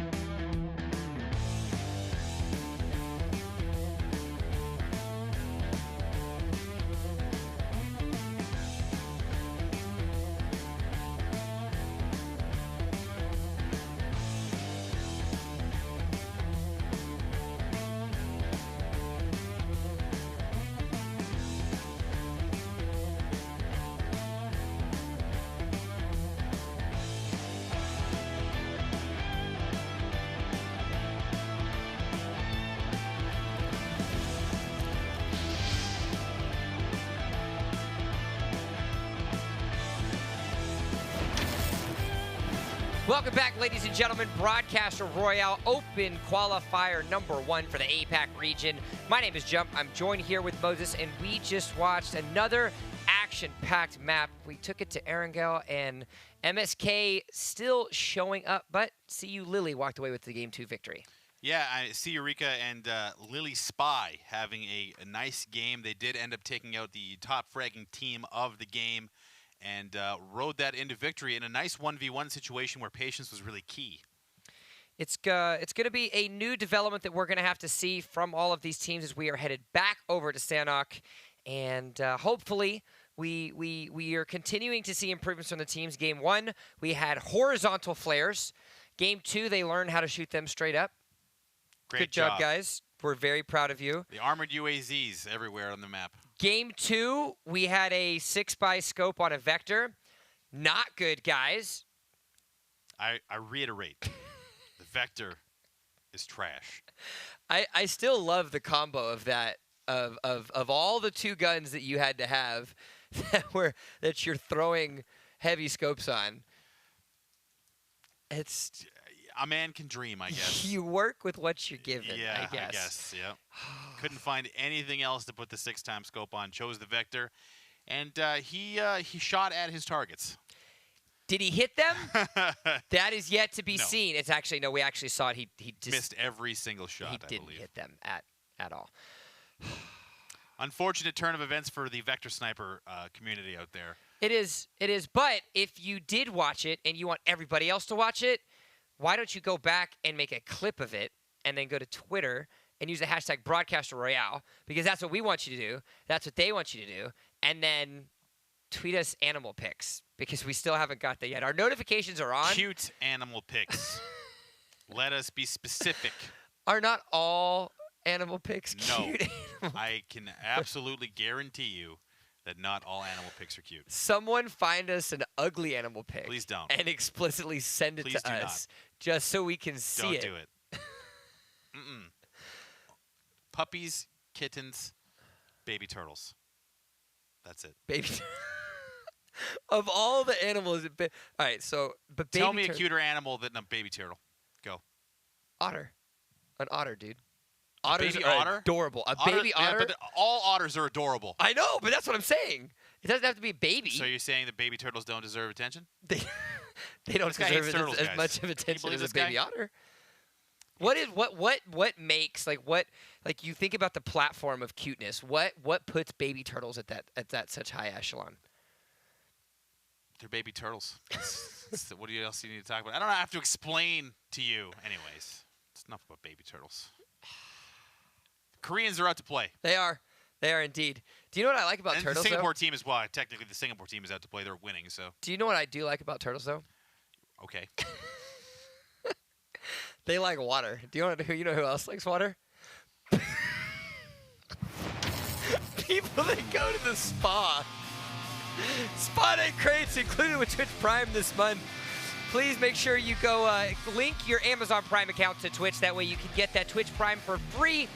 Get all sorts of illustrious goodies month to month. This month specifically, PlayerUnknown's Battlegrounds. The PGI is right around the corner, and as a result, the Spa Day crate is available. Get you a towel, get you a robe, as well as a delightful little travel pillow. And included with Twitch Prime, you get a free subscription to your favorite Twitch streamer. Me. Whoever it might be, definitely not Old Man Moses. How old are you? I'm 26. I'm definitely young. Good to know. Definitely young. Definitely young. Oh, okay. Yeah. When is the cutoff for being old? 30. Oh, okay, got it. When you're 30, So you're in just done. Got it. You're Fair enough. just, I'm sorry. Don't need to be sorry. Your life's over in 4 years. Mine already is. I guess. All right, yeah, I got 4 years. I got 4 years to look forward to. But what else do we have to look forward to? It's going to be Sanok. We saw some excitement and action. We're going to see potentially, once we get into game, we'll actually be able to pull up the point standings for you guys, so that way you can see exactly where we are at. Players are in the lobby. We can actually see on our screen they are waiting. The flight path looking right down the middle, 60 seconds until that's begins, guys. So start your timer, start your watches. You won't have to look at us, but alas, you're still going to have to hear us. So ding, ding, ding, the bell ring goes. And back to Sanok we go. I like this map. Always a good time in Sanok. We've seen The aggressive play styles definitely shine on here so far. And for the two top contenders, in my opinion, EXL and MSK, this is really gonna, I think, flow into what they've been kind of carving out as the niche atop the leaderboard. And now this is now game number 3. I think they're starting to get a feel as to what the competition is like, and they've been feasting on the lower end team. So we'll see if that continues. The what you called it, the wolves decimating the lambs. Yes. In a lot of instances, and we can already see those lambs being destroyed in the first 2 games. But you know, all lambs can grow and aspire to be a wolf one day. Hopefully, that transformation could potentially happen, and we could see that as the match has begun. You can see the flight path slicing from the right to left side. And we are going to see where these teams are going to decide to jump out and land and start to figure some things out. We'll see. Now it's time to see if the denser portions of the play zone, if these guys have been watching the games to see where people are going. And looks like we do have the leaderboards updated, and it is EXL taking that #1 spot, if just by a little bit. 6 points. And 6 points separates first and second place. OB Esport is there as well, although significantly further behind. It's about a 100-point differential, I would say, between second and third place. So that's a pretty significant gap.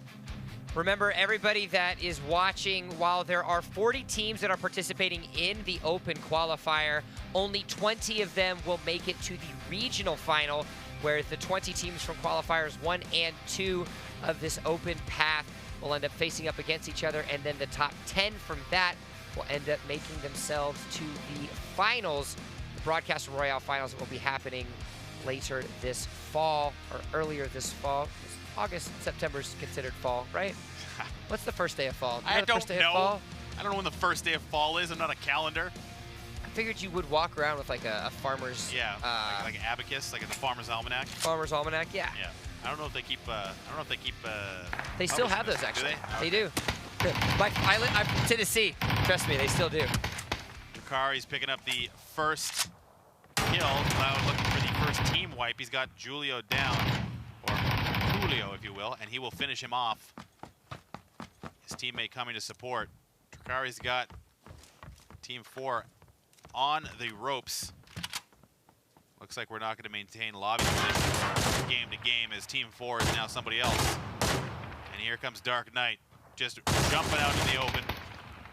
The covering fire from Drakari's, and we do hear the first flare gun go up.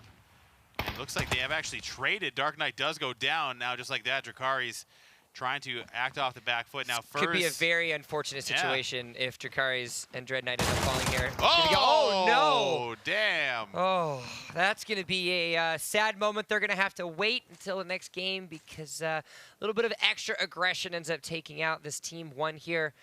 As just like that, we've already had our first team eliminated. 67 members left alive.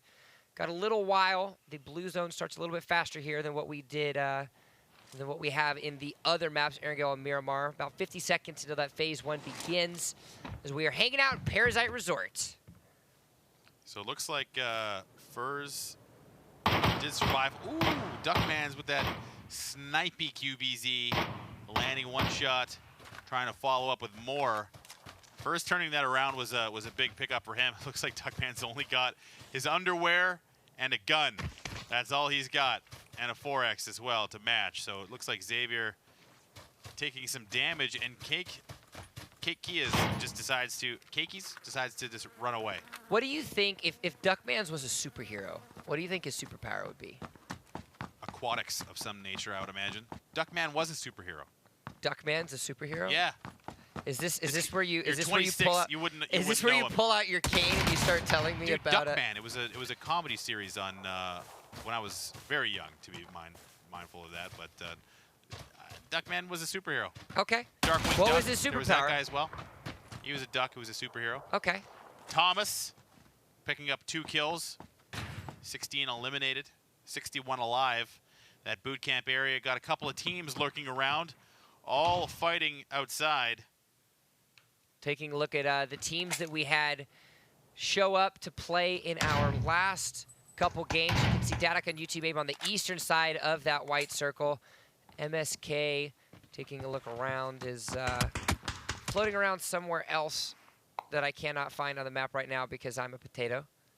Faceless is they change the lobby position every time they make the lobby, so it's hard to keep track of the colors.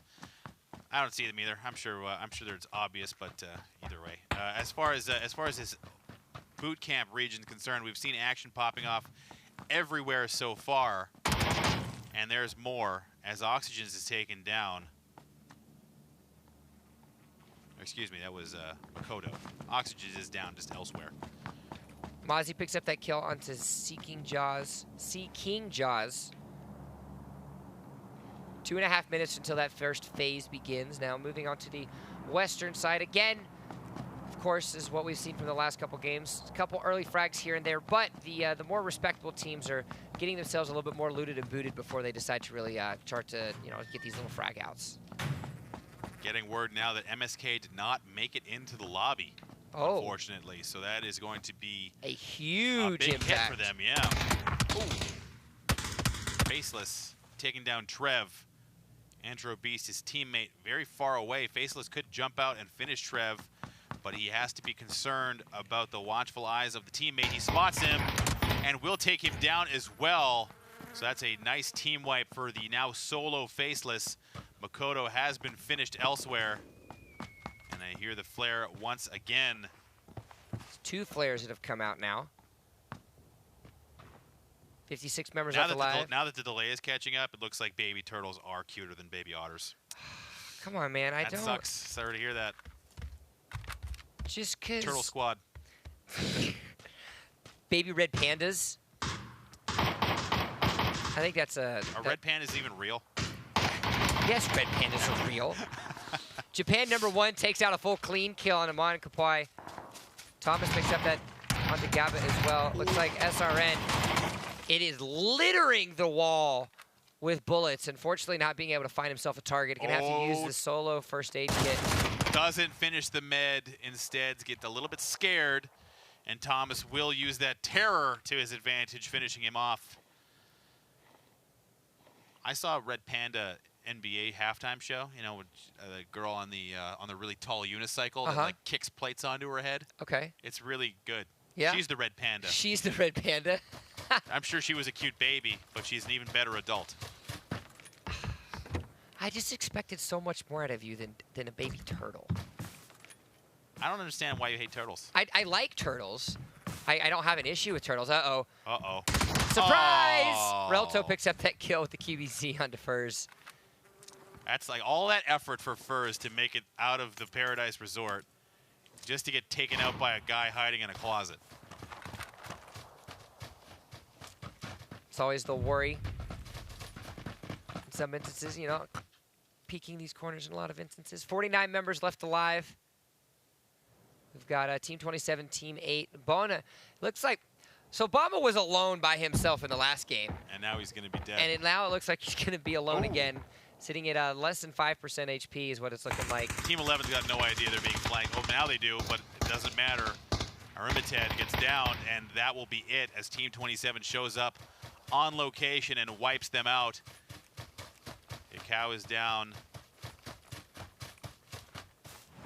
Red lamp?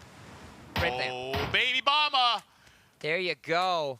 Gets a little bit of that one kill right into his pocket. Get a little redemption from last game. Is he able to pick up that little spot? So he's going to get him some nice pieces of loot. And again, it is going to be nothing but the solo game for him. Oh my gosh, dude.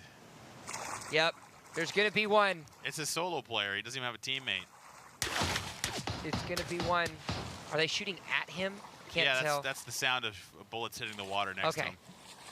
So it looks like Scarlet's has opted to drive into the water as soon as she met any resistance. I'm going to assume it's a she for some reason, but then jumps off the skidoo and is now going to drown herself. And Kakuro. The defensive drowning, always an interesting strategy. If I can't win, you won't either. So Scarlet opting for the watery grave, and we're going to be headed south onto the lower quarter of the map. 44 players left alive. Phase number 2 has about 20 seconds until it begins, forcing players to the southwestern island part of Sanok here. Japan #1. Not having a great day. No, they've definitely found themselves in I think some, they're like number 26 or something like that right now. Unfortunate situations, to say the least. Uh-oh. We've got... Uh-oh. Uh-oh. Does he see him? Ah! There's a man in that bush! So, Snake v. Snake. Snake wins as Keikis goes down. And just like that, we're down to 43 alive. We're about 10 minutes into this game this time around. So, again, the fast pace of Santa quickly moving us along is Sabric and Lively. Lively? I'm going to say Lively. It's easier to say. Close to Team 29, who are standing perfectly still indoors. Admiring the sound and smell that accompanies those flies. A great addition to PUBG. Team camping just runs right past. That's a perfect camp. One behind the door, one in the window. Adok does jump out and grab that kill. T's finishing it off. And right back to the building they go. Repositioning. Oh my goodness. High-level gameplay. Didn't even want to loot. Of course not. That would mean leaving the building for 10 seconds. Like Like vampires, they can only jump out in and out of the sunlight for brief periods. They just start melting. Vampires or werewolves, Moses? Which side do you choose? What? I don't... Is that like between Santa Claus and the Easter Bunny? No, like it's always been... I think vampires have the upside. I'm definitely a vampires person. Like, I definitely go vampire over werewolf. Team Edward, right? Team Edward? Yeah, wasn't he the vampire? Is that where you were taking this? Team Jacob versus Team Empire. I thought this was a now Twilight we're going discussion. about Twilight? Oh. Dude, you made me choose between vampires and werewolves. I thought you were all about Twilight immediately. No, I have a soft hatred for, or actually a hard hatred for Twilight. And I'm not even going to explain the anecdote because it's completely irrelevant, so we're not going to go there, but I have a hatred No, for I want you to go Twilight. at length into this anecdote. At length into this anecdote. So when I was 16 years old, I was an assistant manager at a movie theater. You know what? Don't worry about it. I lived in a small-town movie theater that had 20mm film. I had to splice together. You lived in the movie theater? Yeah. I had to splice 20mm film together. Go on. And when the third Twilight movie came out, Eclipse, we had to splice three movies the names together. of the Twilight movies, and you're trying to tell me... Because it was painful. I had to splice 6 hours of movies together, and when you splice them and roll them together, if you roll them too tight, they bunch up and then, like, catch and just become all, like, discombobulated and chaos. So I had to unravel all of them the night before the premiere, and I ended up having to, like, stay the night at the movie theater because I was there for, like, 7 hours after the movies ended. That's my story. Okay. So how many single frames of Jacob with his shirt off did you keep? 37. And it was Edward, not Jacob, that I kept. Okay. Got it.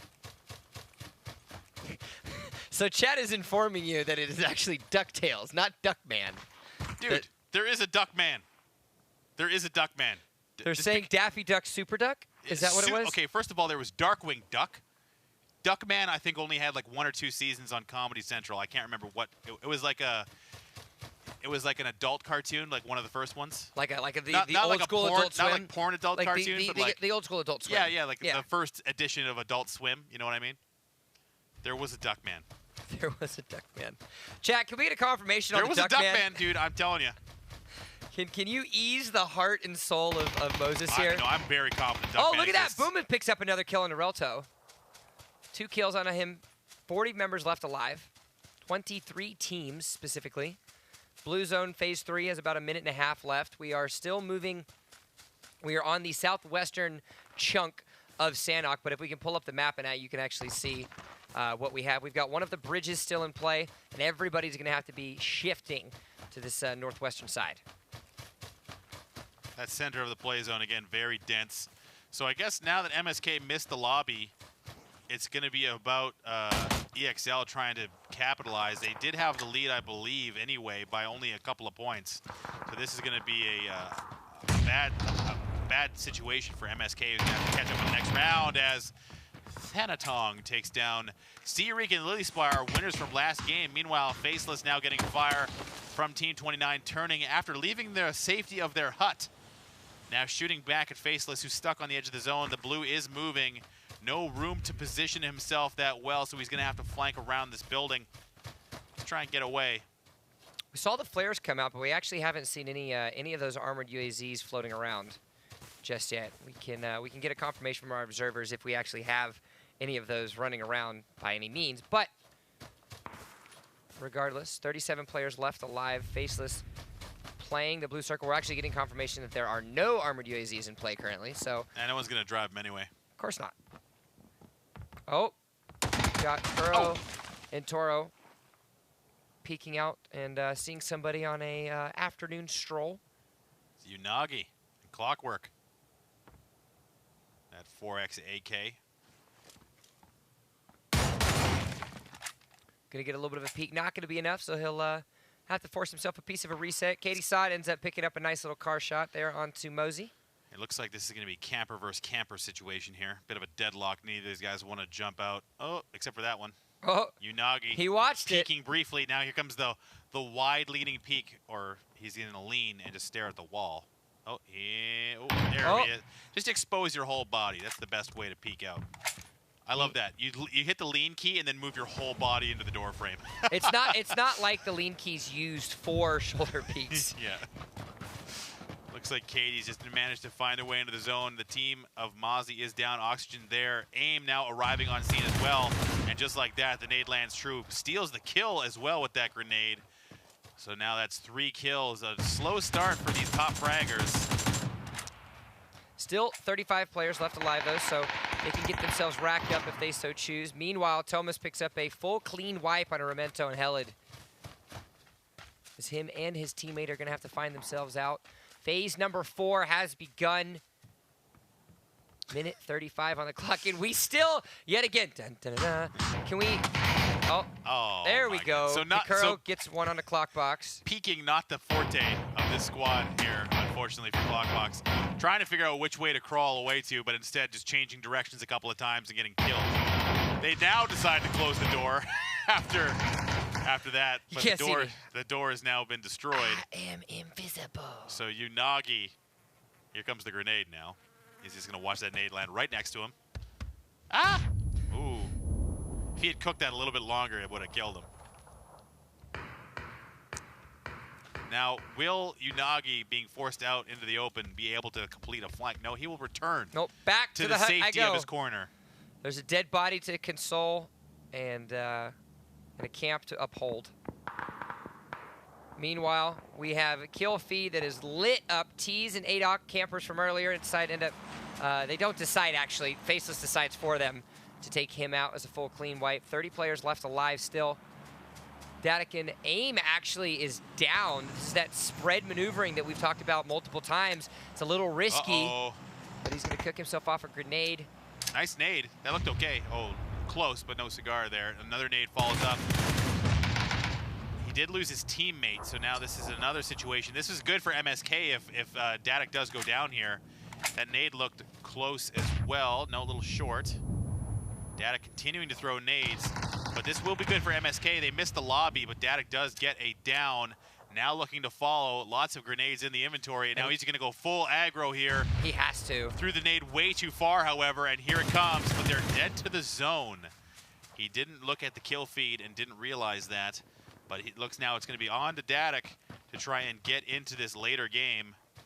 You can see the next circle is rotating everybody around. We can pull up the map and see where people are going to have to rotate right now. As you can see, oh, look at that circle change moving to the eastern side of the available area, which means people are going to have to hard rotate from the west over to the east. 24 members left alive. Mori gets a nice little quick prone on the edge of that ridge and is barely going to come out alive. Going to end up using his last med kit, but there is a grenade in the process, eliminating the healing that he just acquired for himself. It's Bro Street on the flank. Mori now in a position to be taking a ton of zone damage. He's going to go down to the zone here if he's not careful. Not enough time to med, and down he will go. He does take out Bro Street and Zanzi, however, so it looks like that's, I think that was a team wipe there. Didn't get confirmation, but unfortunately for them, looks like Dadak is. I didn't see if he managed to survive this transition so far. Oh yeah, he's there. He's just making his way into the zone now. He's actually behind Optimi, the squad we're looking at currently. Dadak is going to arrive behind them very shortly, likely having to stop to med before making the zone. He did have 3 bodies to loot as well, Dadak, so could put him in a spot. Japan #1 actually doing a little bit better this game, finding themselves in the top 11 as they get a full clean wipe on Hax and Neskar. Meanwhile, Lively goes down to PC. Z Benz. Duckmans takes down PC in the process. 17 members left alive. We've got Optimi and Godfather, members that have been making it consistently into the top 10, but unfortunately haven't been able to get anything. Uh-oh, this is going to be one. He's going to click the grenade. I don't think that's the option that you wanted to pull off. LOS himself from the grenade. Nice positioning from Dadak. He's trying to get away. Optimi pressing. Dadak is just trying to get the med off. I don't think he knows. I don't think he knows where They're Optimi pressuring is. him relentlessly with grenades. Oh, and he doesn't LOS that one, and he will go down. So that is EXL going down in 10th place. So they're going to fall themselves down just a little bit. Meanwhile, PCP Benz gets a downed again by Duckmans, but he's able to take out his teammate in the process before doing so. Duckmans is going to have to run right over to his teammate TLE. Try to keep himself left alive. 9 teams, 16 players left. Phase number 6 is happening as we currently speak. Players are going to have to rotate hard to the center side of the map. Benz, unfortunately, falls to the zone as well. 15 players left alive. Optimi is going to get a little bit of a visual on some knowledge, but he doesn't want to do yet. But there are houses still in the circle for this, and as we can see, a couple members already actually camping themselves inside. Godfather pressing, jumps right in, grabs one, but does not get the second. We'll finish him off, and now here comes Optimi. His teammate is down. The nade being followed up just like that. Japan #1 actually is doing work on the edges of the zone. They have a teammate down. He's actually, Gallops jumped all the way out. He hasn't rezzed his teammate either, but he does cancel the res, but does get taken out from another team. So that's going to give Optimi the time he needs, but still cancels the res, but picks up yet another kill. Now 7 for this squad as Toro goes down, and just like that, we're down to 4 teams, 7 alive. Faster than it began.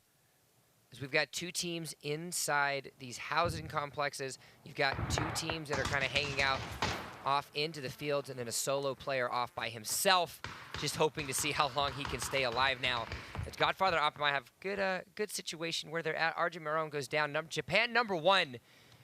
Potentially, they're in it to win it. But the unfortunate situation for the other members is that they are going to have to actually go to them as Japan #1 is right on the outskirts of that circle. Well, there's no cover for them either. They've got one tree being shared between the 2 of them. Optimi does land some initial shots. They do have the crate loot as well, but all they have to do is wait because the blue is going to force everyone into the open, and there's so many players stuck in these buildings camping that they are going to be in trouble here. So now Japan #1 is going to have to do their best to maintain this, but these guys are so concerned with each other that Japan #1 is taking the zone and very well could be #1 in this game. 3 teams, 6 players, and now the circle is deciding to close in, which is going to force these guys to get outside of, and there you go, Japan #1 is all in the open. It's going to come down to their fraction. They might win by default. How well can they get these shots? As they're going to get one member down, they're going to have to get a nice little reload there. 2 teams left alive. They're There's stuck 4 in the blue. players. They're stuck in. One's going to go down. And just like that, I think they're just going to win by default. The blue might end up taking them. They're going to try to get the res. And just like that, the anticlimactic is not all great job. lost. Japan #1 secures themselves the victory. 11 kills. 11 kills. Look at that. 0 kills, 2nd place. You should be ashamed of yourselves. You died to the blue with 0 kills. Well, Ohio playing the game their own way, let's say it. Maybe a little harsh on my end, but I mean, at least run out or something. Like, get out there, like. But Japan #1.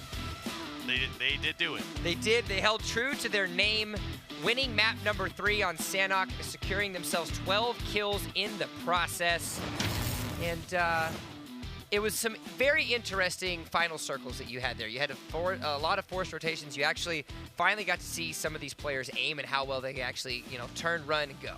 Yeah, and I mean, that was a nice game for Japan #1.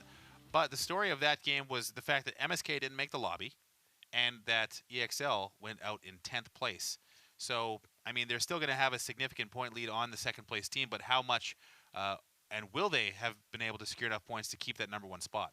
Yeah, I think the point factor is something we're going to have to keep a track of. We've got our intern in the back. He's going to crunch the numbers. He's actually not going to crunch the numbers. We're not going to let him touch a calculator. We will be back, however, when we come back. Miramar is next on the menu. We'll see you guys in a bit.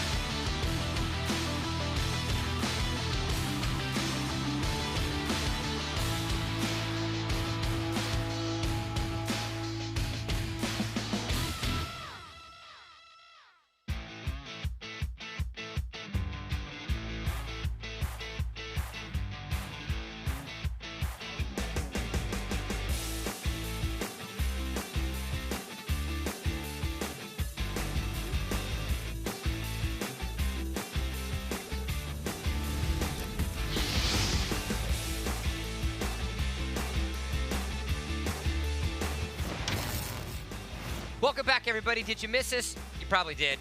Map 3 just concluded. Sanhok.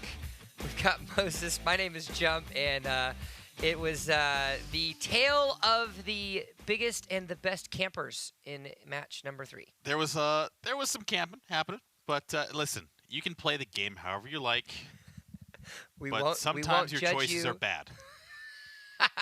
That is accurate. But for those of you that want to know the ones that did not camp and actually decided to get some kills, we've got the kill standings up and ready and available for you. Taking a look, sitting at the top, it's going to be EXL. 30 kills. Now, MSK Poseidon did not find themselves in map number 3, as unfortunately the lobby started before they were able to join. So they are down 13 kills, but 30 kills, that's 120 points alone in just Rise. And a relatively easy, or even I should say, dispersion of kills between the two members of the team.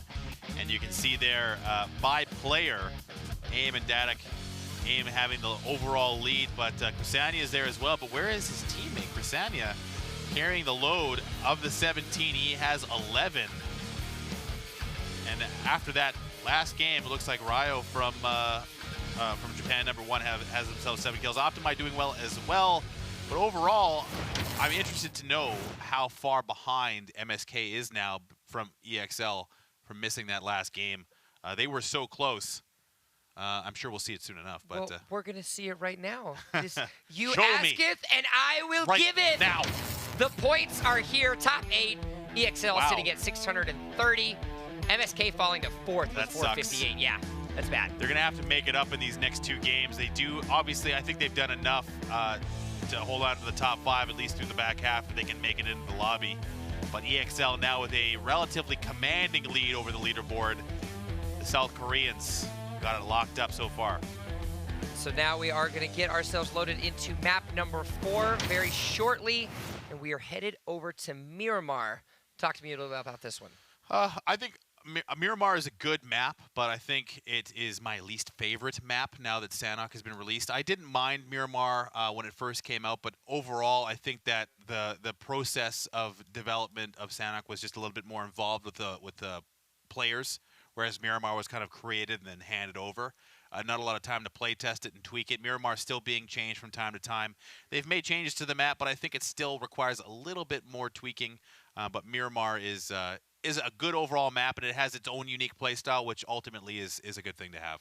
Yeah, well, do not forget, we want to know what you guys are thinking at all times. So get out your phones, your laptops, your iPads, whatever piece of technology that everybody has in 2018, and use that hashtag Broadcaster Royale. Let us know who you think is going to win and why baby otters are better than baby turtles.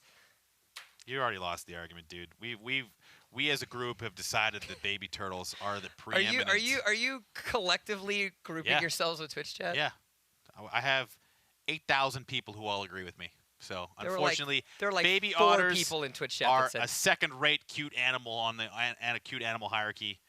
Baby turtles, clearly. Ever seen a baby turtle trying to eat a banana? That's actually pretty cute. It's actually pretty cute. But or a gecko or something. It's something about amphibians or lizards or whatever. You know, you keep arguing with me. I'm going to have our intern put ghost pepper in your coffee. I would die. That'd actually be really bad. I don't want to talk about it. I don't even want to think about it. We're getting ourselves loaded into the lobby very shortly, guys. It's only going to take a couple seconds. And Miramar. We saw Miramar from the APAC and European regions actually be more aggressive than Erangel in yesterday. And you know, hopefully we can see that again here today. Yes, and Miramar has a lot more opportunities for like movement on foot, similar to Sanhok, except a lot more difficult due to the size of the map. A lot of the movement options are there on Miramar. Vehicles play a heavy part as well. So it has its own unique style. You have to play Miramar different than Erangel as well as Sanhok. So we'll see how these guys, now only one opportunity to prove themselves. Will MSK, will EXL continue their dominance here in this unique setting? Do you know who that statue is of? George Washington. Because George Washington would totally go to a Miramar. Maybe. I don't know. I actually was very curious if you knew that. Yeah, it's George Washington. It's not George Washington. It is George Washington. I don't know where King of the desert. George Washington. He lied about cutting down a cherry tree and also secretly founded Miramar in an undisclosed location. His middle name George Washington was Leon. George Leon Washington. I thought his middle name was Pozo. Wow, that's disrespectful. No, that's Bozo. His middle name was Leon. Okay. I have 8,000 people agreeing with me in Twitch chat. Baby Turtles and George Leon. No, we're on a delay. They don't even know. Twitch chat doesn't even know this exists yet in our time. 630 points for EXL Esports. The plane has gone through. It's going to be a northwest to southeast plane ride. And out they go towards the barren wasteland. That is Miramar. Sunny, hot, and hot. No, we're not going to do it. We're not going to do Jim Gaffigan references anymore. It's not going to happen. We'll see how many people go to... MSK made it in the lobby, though. Oh, that's good. So we have MSK back in the lobby. We're making progress. I'm looking for them. I imagine that Dadak and AIM have made it as well. That would be a darn shame. If they didn't make this lobby as well, if they didn't make this lobby as like a That's their handicap. Trade, yeah. That's their handicap for the rest of the playing field. They can just take this game off. Like, you know what? We'll get the next one. I actually don't see them. I guess we'll catch up with them later. But for MSK, making it to the lobby is only the first step. Now it's a matter of translating this into another victory. Actually, they landed right next to each other. Oh, this could be big. Yeah, we were looking in the wrong spots. MSK and EXL landed right next to each other in George Washington Leonis. And the worst part about it as well is AIM and Dadak aren't next to each other. Dadak is literally one building over. AIM has the luxury of being in the is being on the opposite side of the road there. But they're surrounded, or Dadak's surrounded by MSK. I'm not sure if Chrysania knows he's there, but this would be the two top teams going head-to-head. Dadak is actually going to get the initial down. Oh, but he's going to have to turn around because Chatransi is coming up on the backside of him. He's going to be able to get the turn's not going to be enough. They're going to trade. He's going to get the trade kill onto him. And so just like that, one member from MSK and EXL go down immediately. So now we'll see if AIM wants to back this off. Chrysania might have to make a similar choice. He receiving fire from Rennie Wolf up on top. Urasan is there as well. Going to try and grab that loot off of Dadak. Grab that helmet and make his way out of here. So this is going to be the true test of skill now for both of these teams. They can solo their way play in. Alone? They were the two first dead out of the lobby. Vector guy. This is the guy that was trying to snipe with the Vector. He is 100% committed to the Vector this one. He is. He loves it. He's walking the Vector path. It's his jam. Meanwhile, Sea Kings picks up a kill on the Nescar. Looks like he's going to just ride that thing to victory. So yeah, let's take a look at the map. Where's everybody at? Show me. Show me the map. There it is. What do we have So today? we got the circle up in that northwest zone up by Pozo. Looks like Clockbox, and we see these guys camping every game, so I imagine they're going to find some nice corner in Pozo and hang out there. But this is going to mean most of the players in this round are going to have to make their way to the northwest. Vehicle is going to play a heavy part here. Nothing's solo player right in that little motorcycle and sidecar. One of the most terrifying vehicles in the game. Yeah, it's a very unstable vehicle, and there's only one person on this team right now, so we'll see if Nothings can make his way there safely. I like his decision with being solo. We just saw it on the map as they took it away. He was actually headed towards that northwestern side of the entire map, so that way he's all by himself, doesn't have to worry about anything, and he's in the circle, and can easily just, play for himself. That's the only option when you're the solo player, I think. Yeah, play for yourself. I mean, you can play for others, but that will just end up in your demise. You can just be like a Santa Claus, just kind of leave ammo hey and guys, treats. I've got a present. You can kill me. It's an interesting voice. Yeah. I like that. Can you do that for the rest of the cast? How long can you keep that going? So we're seeing. That's enough. So right now we see a team trying desperately to find enough attachments to make the Vector a viable weapon. Seeing how many, seeing if they can find the 19 required attachments to make that thing halfway decent. Luckily, though, he has a dead mouse shirt, so at least he's walking around in style. That's true. See Eureka and Lily Spy hanging out, trying to see where they're deciding to go. Blue Zone still has about 2 minutes left before it decides to move. And remember, we are going to be heading to that northwestern side of the map.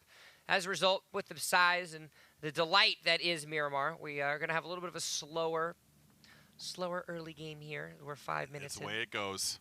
That's the way it goes. Miramar is a slow early game. Oh, looks like Kuro's going to peek. Knowing exactly where Siarika is.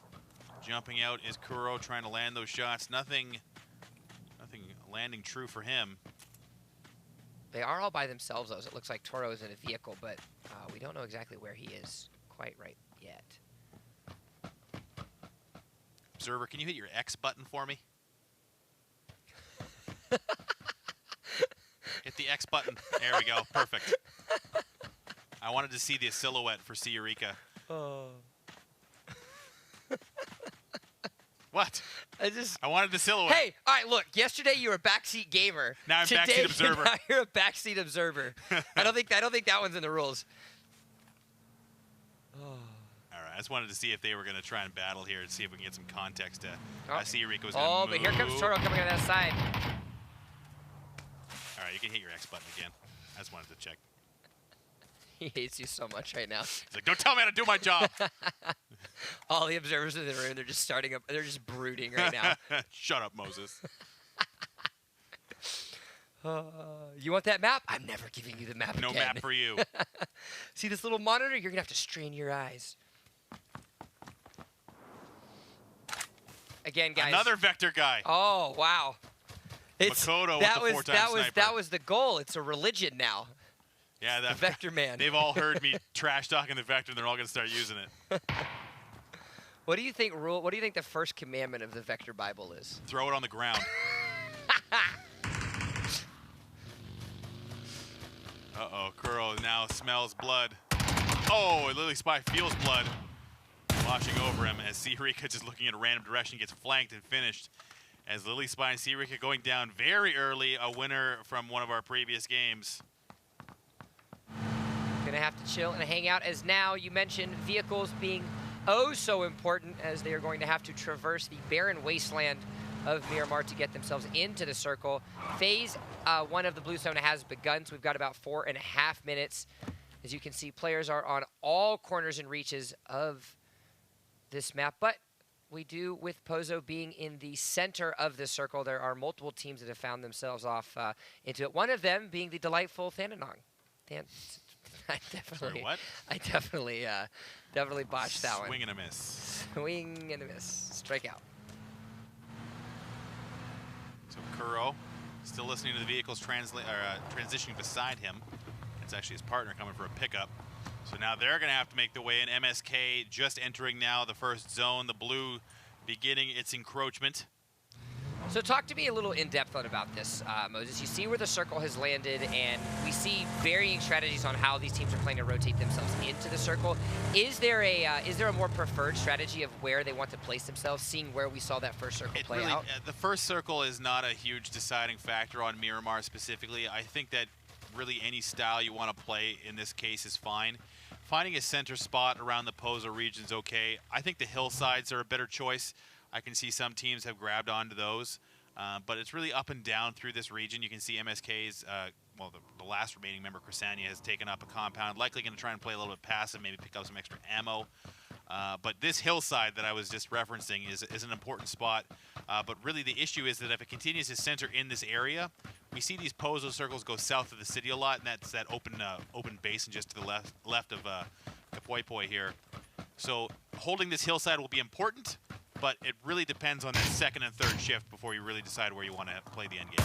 Rennie Wolf is going to take the mystery machine out for a stroll, but he's going to get shot at by Chrysania. Remember, Chrysania's teammate, DJ Law, unfortunately went down at the very beginning of the game, as he's going to find himself all off and alone. Going to have to play a little bit of the camping game. He's got the camper to do it. He does indeed. So I heard the flare go up. Not sure who that belongs to. We'll see if we get the UAZ or the extra special crate. Yep, you can hear another one go off. Actually, that's going to be two. Two flare guns in the mid game. Unagi looking for love. Will he find it? Find out next time on Broadcaster Royale. Doesn't look like there's anyone around. He's got his partner with him. You can hear the gunshots off in the distance, does Unagi, but we've seen these guys really prefer to stand in a corner perfectly still from time to time. Lavely's gonna do a little off-roading with that motorcycle. You ever been dirt bike riding? I did, actually, once. Really? Yeah, it went really poorly. Yeah? I'd never ridden a motorcycle ever in my life, and my friend was like, hey, you want to go dirt bike? And I was like, yeah, absolutely. So you knew how to ride a bike at least, though, right? Like a bicycle, okay, absolutely, okay. Yeah. The balance proposition of a bicycle was not lost on me. But the issue came in the whole throttle management thing, and I crashed immediately. Put a little too much acceleration. And I didn't know to put the clutch in, so I actually just like flayed my calf with the back tire. Oh. Yeah, so I basically had my leg trapped between a log and the back tire, and just like revved it. And it like just shredded my pants and gave me a nice permanent scar on my calf. And that was the last time I went dirt biking. That's the one and only time you went dirt biking. It wasn't like a traumatic experience. So I'm like, all right, I should probably learn how to ride motorcycles before I try this again. And then I never did. Ooh, aim picking up a no headshot there, but is shredding with the Mini right now. Went off the pan there. The hardest target to hit is the inexplicable crouch walking strafing man. Instead of just like a running target is easier to hit than a crouch walking target for some reason. Makoto also on the backside with the M16, and looks like Rennie is not going to be able to escape in his camper van.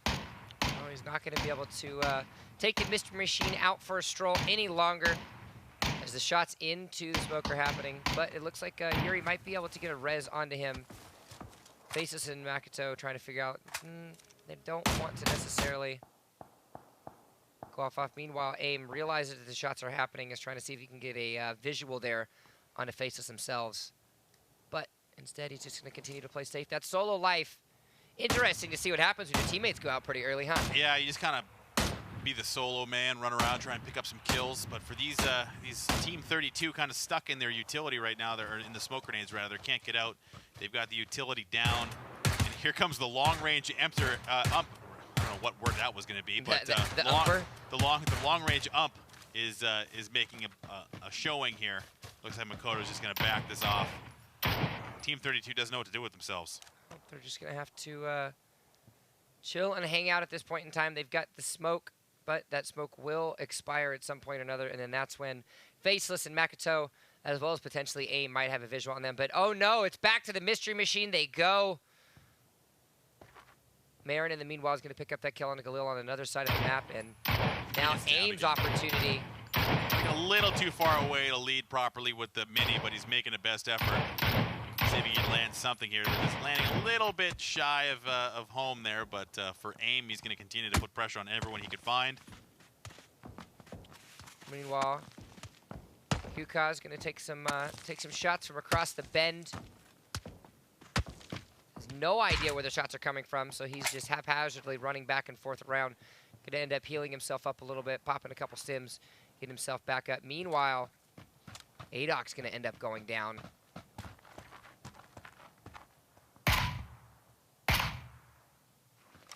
Clockbox, most known for his camping ability, the rare shots being fired by them. It's the first time he's fired the shot in 30 minutes. He's like, I did it, guys. I still know how to use this thing. Where's the team that died to the zone last game? Where are they at? Yeah, can we get a? Let's see if we can get a observer on. I can't remember what their names were. The teams that oh no, Japan #1, dude. Japan #1 won the game. They team that they won against a team that just died to the zone at the very end. Can't see him on the screen just yet, but I'm sure they're out there somewhere. But for now, again, we're shrinking around that Pozo region, and look at all that density in the Pozo area. It's a big enough city that it can hold all these teams. So if you prefer to play indoors and perfectly still, Pozo is the place to do it. Here's Japan #1, our victors from last game. They're in the Pozo area as well, just north. They are, but they're going to end up taking some shots there out of Team 23. Looks like Optima and Godfather are going to see them immediately. They're going to rip shots, pre-firing around the corners, but unfortunately, Japan #1 doing a good job at not peeking around them just yet.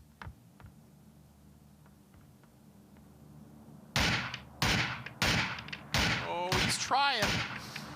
He's trying his best. Optimi with the SLR at long distance. Shooting in the general direction of his enemies. Remember, this is open qualifier number 1 for Broadcaster Royale that you're looking at right now. We're on map number 4, Miramar.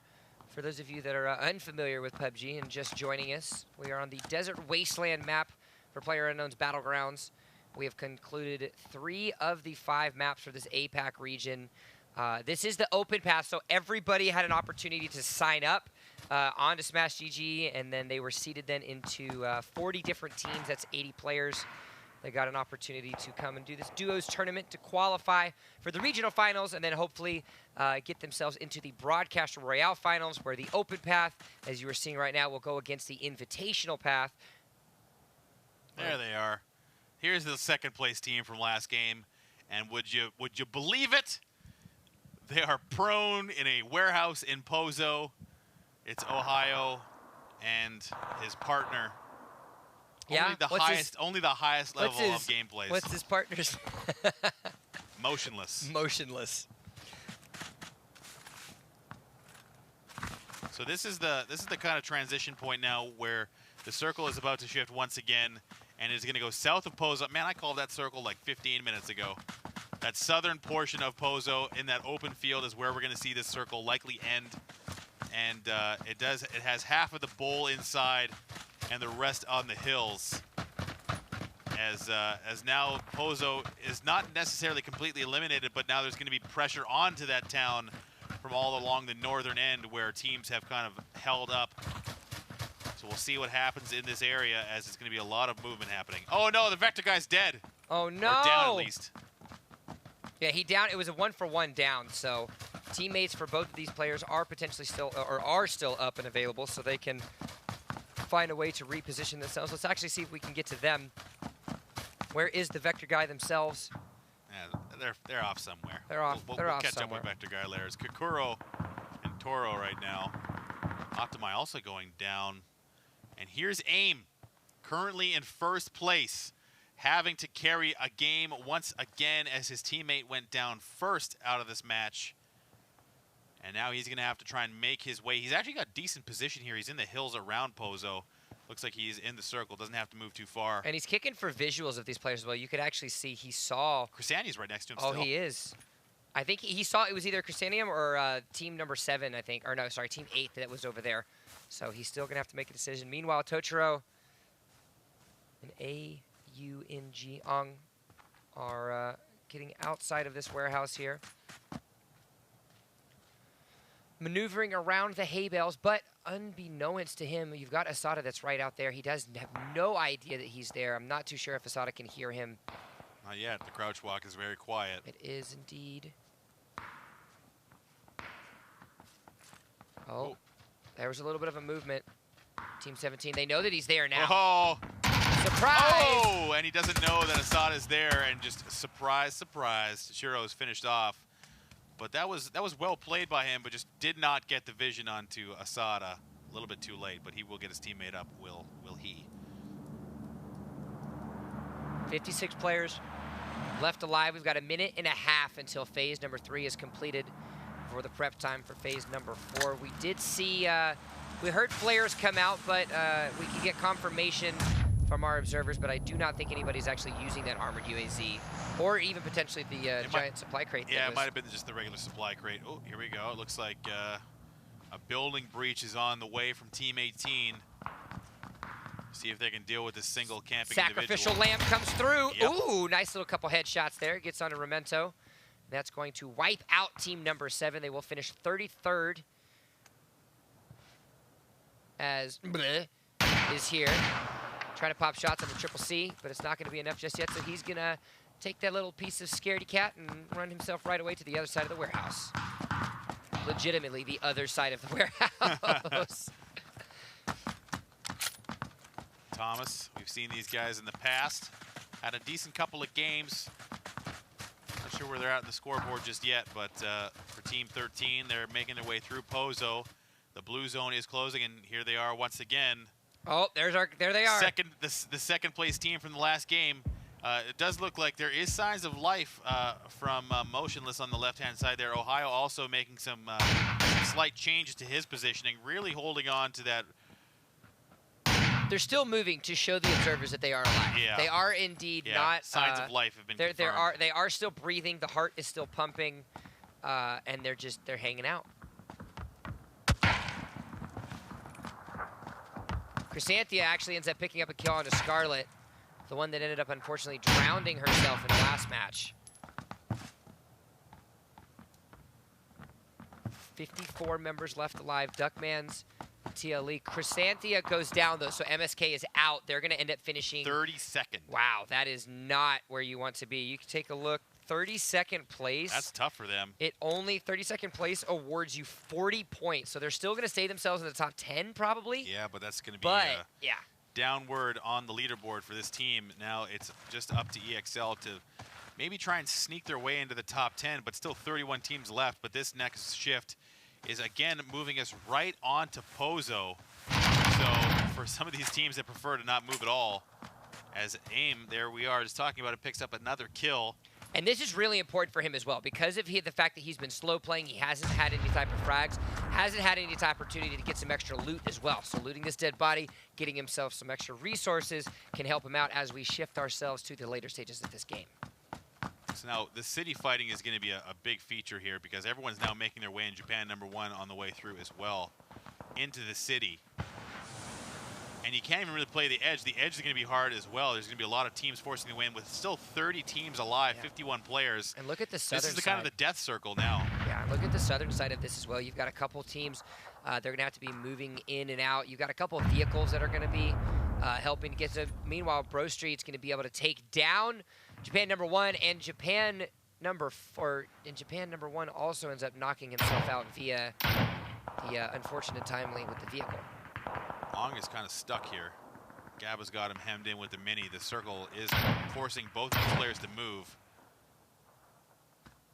This is going to be a lot of death happening here. There's nowhere to go on the edge. Pozo is full, and the northern side is very dense on Pozo as well. So it's going to be up to these edge teams to kind of figure out who makes it.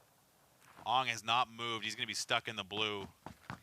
Remember, a lot of these individuals that we are currently watching are streaming live on Twitch, so, take their usernames, type it into that Twitch search bar, and if you want, go ahead and make sure that you check them out. If you are enjoying any of theirs, some of these kills are highlight-worthy of you, make sure you copy themselves with a Twitch clip. Head over to Twitter, use the hashtag BroadcasterRoyale, so that way we can check those out and show them on broadcast. We're going to do starting that next week, or sorry, the next one, so qualifier #2s. Meanwhile, Ong might not find himself in an advantageous position. Actually, run, does not. Dude, run! You have no medication. I think he's accepting his defeat, his demise, his death, and it is going to happen just like that as he will fall to the blue zone. He could have caught up to the zone if he'd stopped, but it looks like it doesn't matter. There's enough there. Ooh, as the trade comes out, that long-distance shot, it is actually the team. Oh, that's not the teammate. That's Team 12, not 21. Gabba with the mini. Now his teammate completely eliminated. I don't think he would have made it even if he did run. So fair play, Ong. Thanatong and PC Benz end up taking out TLE as well. The full kill onto him. 42 members still left alive, mind you. 15 seconds until phase #4 ends, and this is where things are going to get to be very interesting. Oh my God. Uh-oh. This is just. It's high quality. I can't imagine this is fun. Content. It is fun. So yesterday, when players were camping, we got to actually see what they were doing via their webcams. Right. I wonder what they're doing while they're hanging out here. They're probably playing like Osu or something else. They got to be playing like a mobile game or something. Maybe they're playing mobile PUBG while playing PUBG in a tournament. That's ultimate pubception right there. Pubception, yeah. Faceless ends up picking up that final kill on a Gabba. Bitcon ends up falling and being eliminated full blown.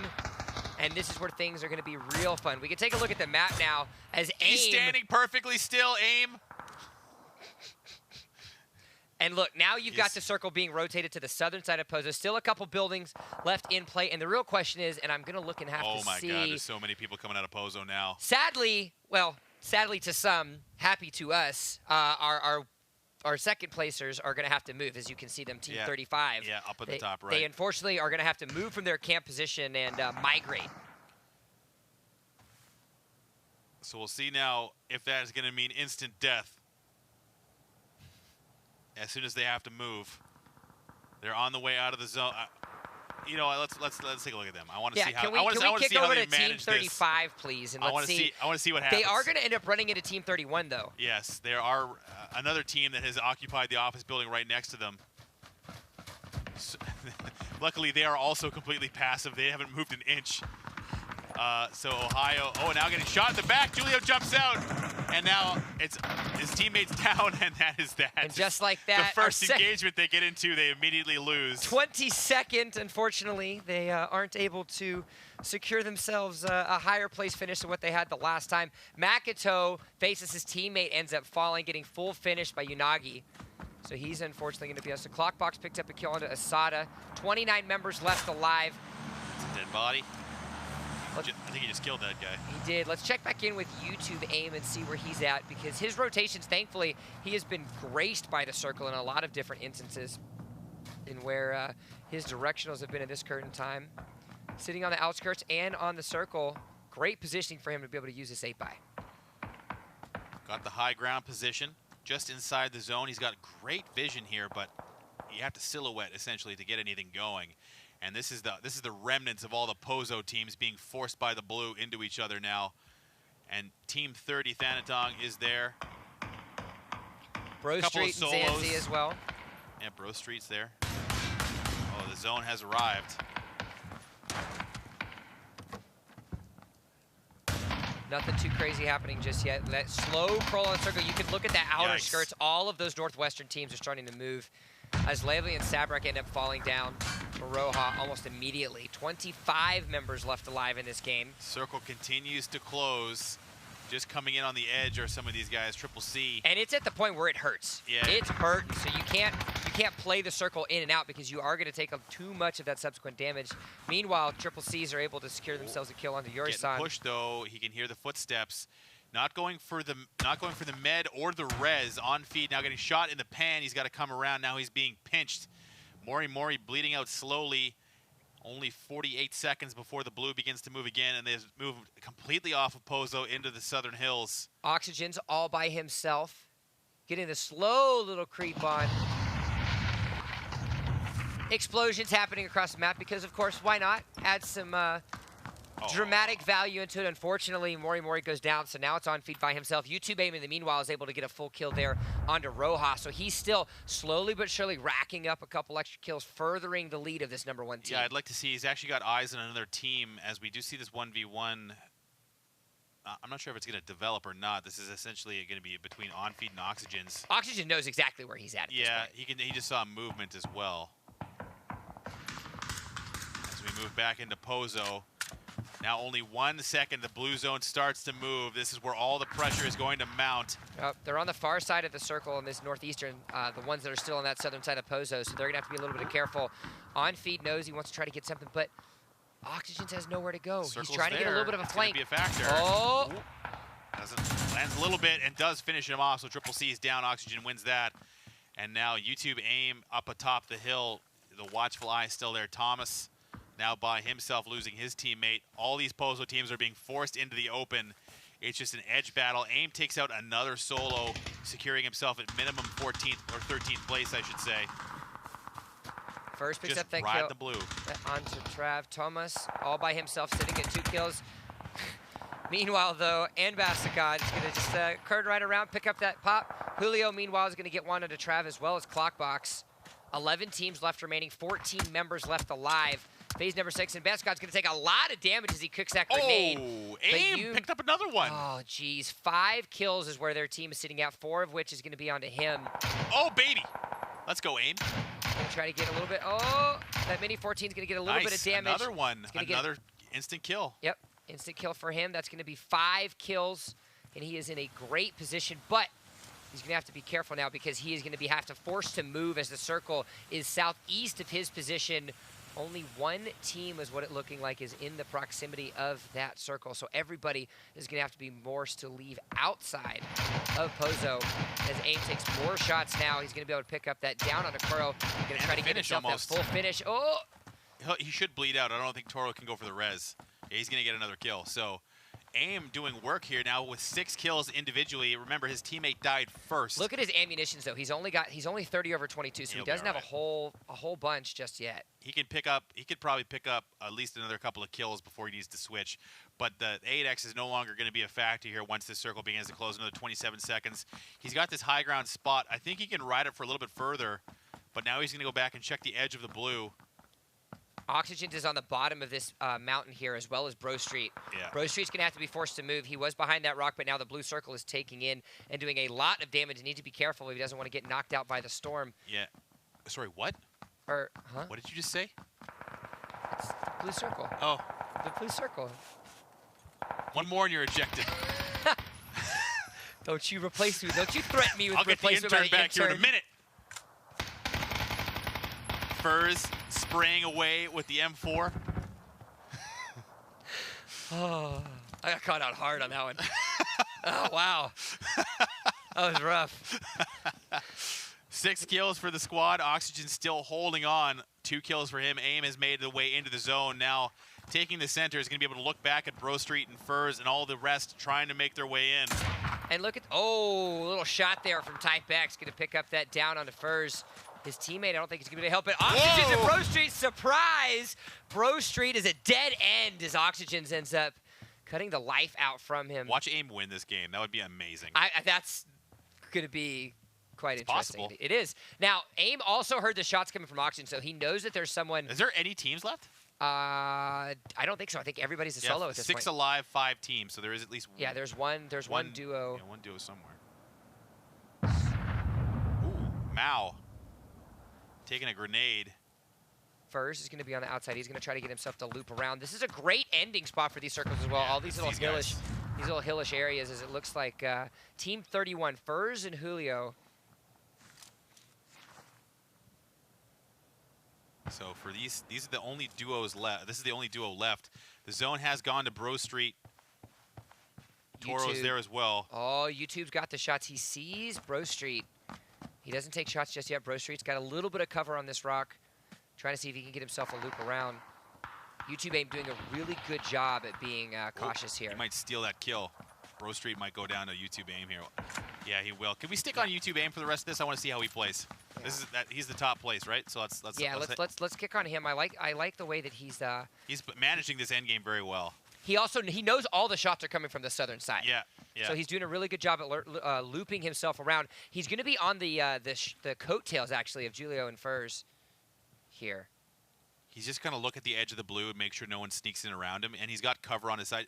His positioning is really well. This is the South Korean pro team, for those of you just joining us. This is EXL, currently the first place position.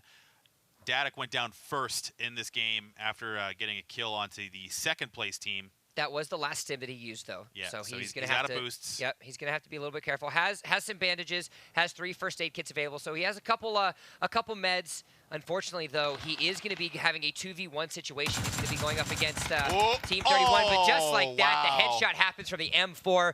AIM goes down. That is still 4th place, though, for him. That was a good finish. So he will still find himself in top of the leaderboards. Yeah, 3rd place. You're right. Team 34. You're right. Correct. As now it is a 2v1 situation. Toro is all by himself. It's going to be Furs and Julio. The shots are happening, so they know the stuff is there. And just like that, Julio picks up the kill onto Toro. And Team 31 secures themselves a victory on Miramar. Map number 4 is completed. The duo has happened, and that's going to be 8 kills sitting in their pockets. Nice job from them. Played well. The trading was there. They stayed as a duo. They played as a squad. Really, the story was AIM there at the end of the game, playing the solo effort, having to go from the very beginning by himself all the way through the end. Played the positioning very well, secures a 3rd place, and likely locks up their 1st place position going into the last map. Signature Fet Team 2, Julio and AJ. We're just gonna call you AJ. Walk away with that victory, and it was a duo victory. So they were able to secure themselves some synchronistic victories, but you still have to give credit to these solo players at the end, specifically YouTube AIM himself, and you were talking about his positioning near the end of that game and being able to just rack up a couple extra kills. Wasn't able to get the chicken dinner, but those extra kills, those extra points, definitely going to help them on the leaderboard. Absolutely, and really the solos being easy pickings there for him, where he was just kind of moving through, finding those solo players where possible, and then just picking them off one at a time. That Mini did a lot of work from the high ground position. Easy peasy. Easy peasy lemon squeezy, and that lemon squeezy is going to go on your chicken dinner, and that chicken dinner is going to be enjoyed at the spa. I figured that was what was happening. There you go. Spa waiting. day crates are available, included with Twitch Prime this month for PlayerUnknown's Battlegrounds. The delightful male and female character models that you have are ready and available for you. Yes, all of you, just link your Amazon Prime account to Twitch. That gives you free Twitch Prime, which gives you the Spa Day crate, as well as a lot of other illustrious goodies that come with Twitch Prime month to month. On top of that, you get a free subscription to Moses, or if you don't like Moses... It only works on my channel. It only works on his channel. When we come back, we're headed back to Sanhok for the last map of the day. The APAC region continues after this.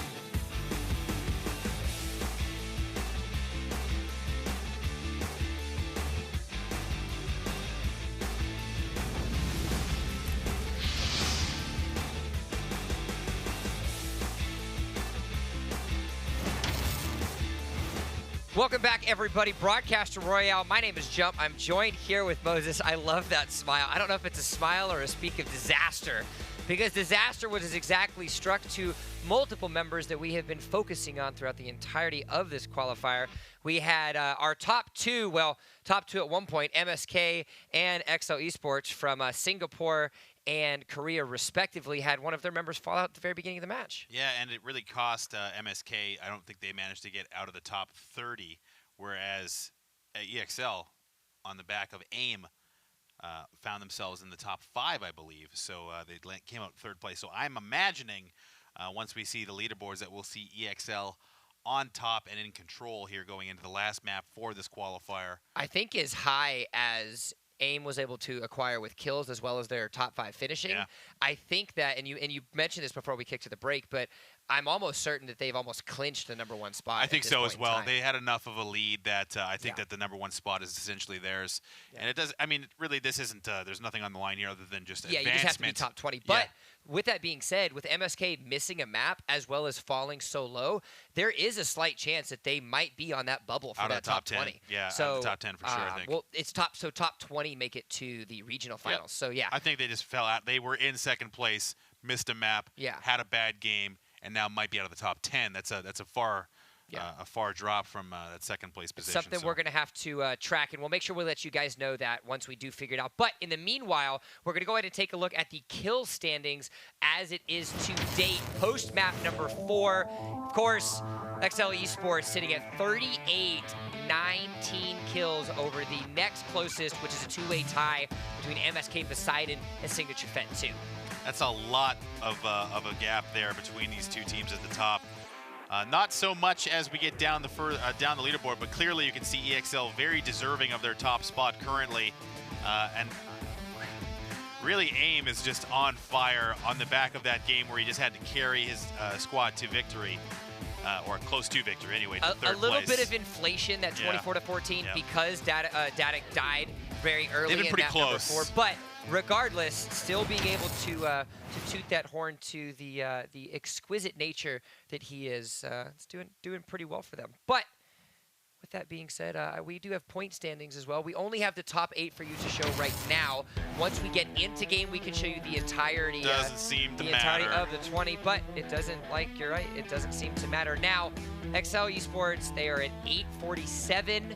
Technically, I don't think they've clinched. They have not technically clinched the #1 spot. I think so. If they die at the beginning, technically no. With 0 kills and go out, and then OB Esport, these are we 100% sure that OB Esport, these are the guys that camp every game? These are the campers. Okay. Well, they finished second. They did. They did. With 0 kills. We're also getting confirmation that MSK Poseidon is sitting at 10th place. Okay, so right now, so they are still hanging on. They're still in the middle of the running. And again, once we get a game and we get that beautiful little drop-down graphic for you, we can see exactly where in that 10 spot they are and how far they are away from 20. But regardless, they are closer there. Right in. Good. But ding, ding, ding! Are you ready to rumble? That was my Neo take on the boxing ring. But we're not in the boxing room. We're in the forest. Sanok, back number 5 for the APAC region. Now, I've been giving him a hard time, but Ohio and his partner have managed to secure a second-place overall position on the back of a unconventional strategy. Cowardly strategy. So good for them. Victory secured. Maybe this is the game where... Hey, man, just because if it's not a stupid strat, if it's stupid and it works. That's dumb. That's a dumb phrase. What you're trying to say is if it's stupid and it works, it ain't stupid. Well, it is stupid. Nah, it's all right. They're making their way. MSK Poseidon, 506 points. 20th place is 441. So MSK Poseidon... They could actually drop all the way out. Yeah, they actually still have to perform today. So we're going to make sure that we keep an observer tallied onto them so we can check in with them in and out of the match. And as the fireworks fall, as you called it in map number 1... I said confetti, first of all. Well, okay. I called it fireworks. All right, Katie. Thank you. She's a nice lady. Did you know that? No. You know now. Did you meet her? I did, actually. Go on. That's it. I just met her. When? I met her last month. Where? She was in Burbank. What was she doing? She was doing a live stream event at a different place. Huh. Glass just broke. We Yeah. should probably look at the game. Yeah. No, actually, I want to keep asking you questions about you meeting Katy Perry. Is this like when Jorby told me he won a game and then had to confess later that he didn't actually? That was the worst story I've ever heard anyone say, by the way. His story about winning a game, and it ended up just being in... And then having no details to follow up, kind of like when you met Katy Perry at a place that you can't describe. She was in Burbank doing a live stream for like community members for promo. I was in a studio right next to her. Okay. And so we shared makeup rooms. Okay. So it was like a pass and go, like, hi. So did you observe Katy Perry? I didn't observe her. That's creepy. I'm just wondering. So you had a conversation. Yes, it was like a 3-second conversation. Was it and then she walked away from you in disgust, or what was the conversation about? I was headed to the makeup room, and she was leaving the makeup room, and I said, hi, good luck. And then that was it. And she didn't say anything back? Well, she smiled and gave like a half-ass high five to me because I was like, because she had no idea who it was. So you touched Katy Perry now? Yeah. We're developing. Got it. We're basically married right now. Got it. So where was this? This is in Burbank. Got it. Oh, you're trying to write me a note now. I'm trying to write you a note. This is a very important note. I promise you, this is a note. Met Katy Perry. This is a no meme. So not saying anything else. Got it. Yeah. You get it. Frowny now. face. Frowny face. Oh.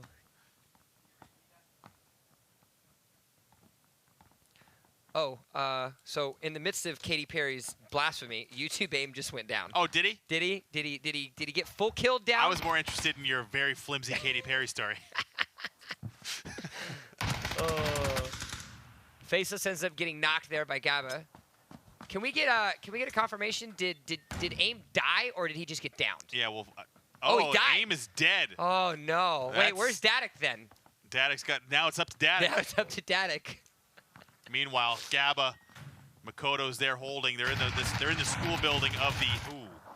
Well. Oh. Hello. Hello. Surprise. I think that was what the view from the zombie player looks like. So it's now up to Dadak to now carry the torch. I think that they're probably fine. Maybe YouTube AIM just wanted to take a break from carrying. I know. Dadak just had 30 minutes to just like chill. He's like, you know yo, what? I need to go get some eat dinner. Yeah, go get some dinner, take a shower. I'll see you back in 30 minutes. Trev got the silver-plated, beautiful ump. Let's take a look at the map actually where this first circle is going to be at. It's the entire map. It's everywhere. Is what it's looking like. Actually everywhere. We can see, of course, everybody is spread out like what we're used to seeing. We do have a few teams. It looks like 3 teams, including Japan #1, our winners from one of our matches.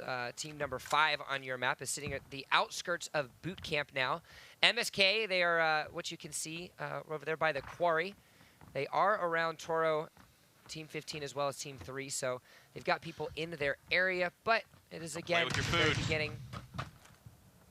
He finished him off. Oh! That is the first team eliminated, I believe. Or second team. Oh my god, all these guys are getting eliminated quickly. Furs is now down as well, so just like that, down to 32 teams, 59 alive. We talked about this yesterday, though. This is map number 5. Some players are like, well, we're not going to make it anymore, so let's just frag out and have some fun. Yeah, suicide or frag out or just be super aggro. It all depends. Also, while we do have this downtime, I would like to make a public service announcement. More importantly, a public service congratulations to the Twitter username @MoonPizza. You were the only one throughout the entirety of the APAC region to actually tweet with the hashtag Broadcaster Royale with a cute, adorable dog. Your dog's name is Dinkle. It is a pug, and it is gorgeous. It might have just been a statement. It might not have been the dog's name. Just like, Dinkle, here's a dog. Hey. T's picking up another one. Type X is indoors as well, not actually wanting to investigate as his teammate is murdered. Nothing to be done there. Now here comes the trade. Not going to happen just yet, but meanwhile, Japan #1's hanging out on the rock side here of the river. Ooh, he is actually next to Gaba. I don't think Gaba spotted him out. Not just yet. No. No, it seems like he's running away. Gaba has no idea that they're there, but they're just going to hang out. They're going to chill. What about our campers? What's our campers up to today? Our delightful second-place team. Yeah, they're in second place. Ooh, Tease just pops up and takes down Type X and finishes him off, avenging his down teammate. And now he's going to have to play solo as he backs away. So this first circle basically dead center across the entirety of the map. The boot camp area has a couple of players in there, but for the most part, nice easy dispersion of players. Here they are. That's just a camper, not the camper.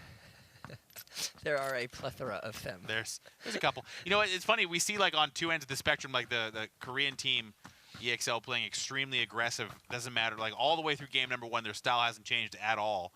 But there obviously is such a difference between the styles where, and I found this too in my time playing on the Asian servers in early access, that you'll find people that just prefer to camp all game just to hide. It's part of the fun is just the fear of being discovered. And obviously it's the open region and anyone can jump in if they want to, and we have some of that here as well. So I do want to say that the best thing about this game is you can play however you like, and here they are.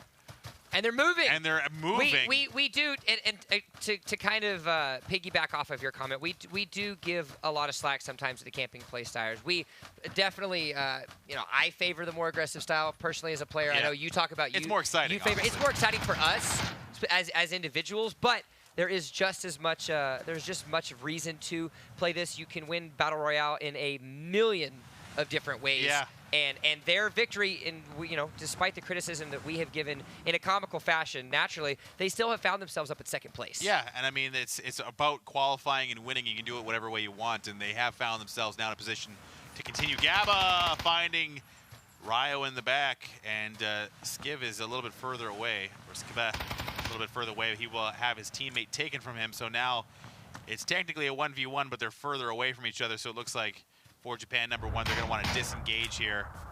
Bitcon in the meanwhile going to take some shots out on a Kakuro. Toro's a little bit farther away.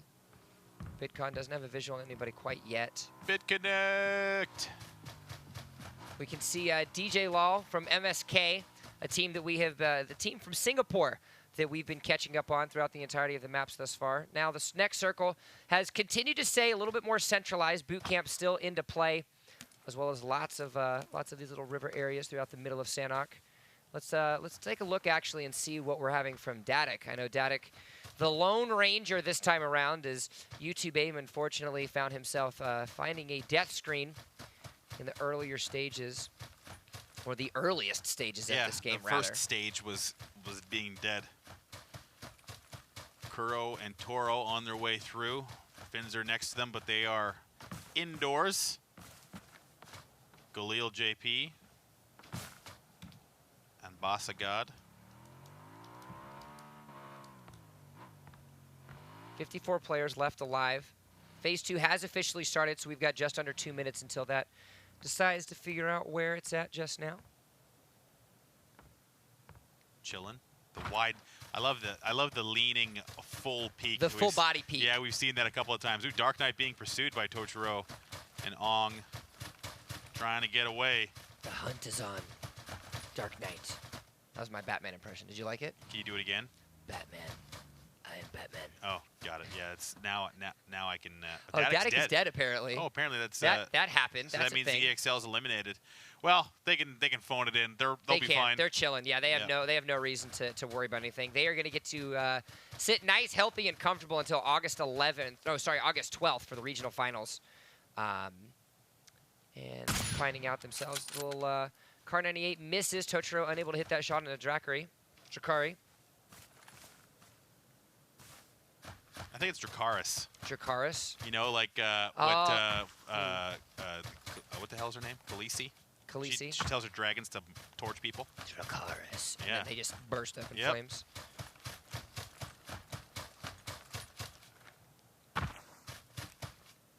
Being pursued. Nothing happening. Jumping around, looking around.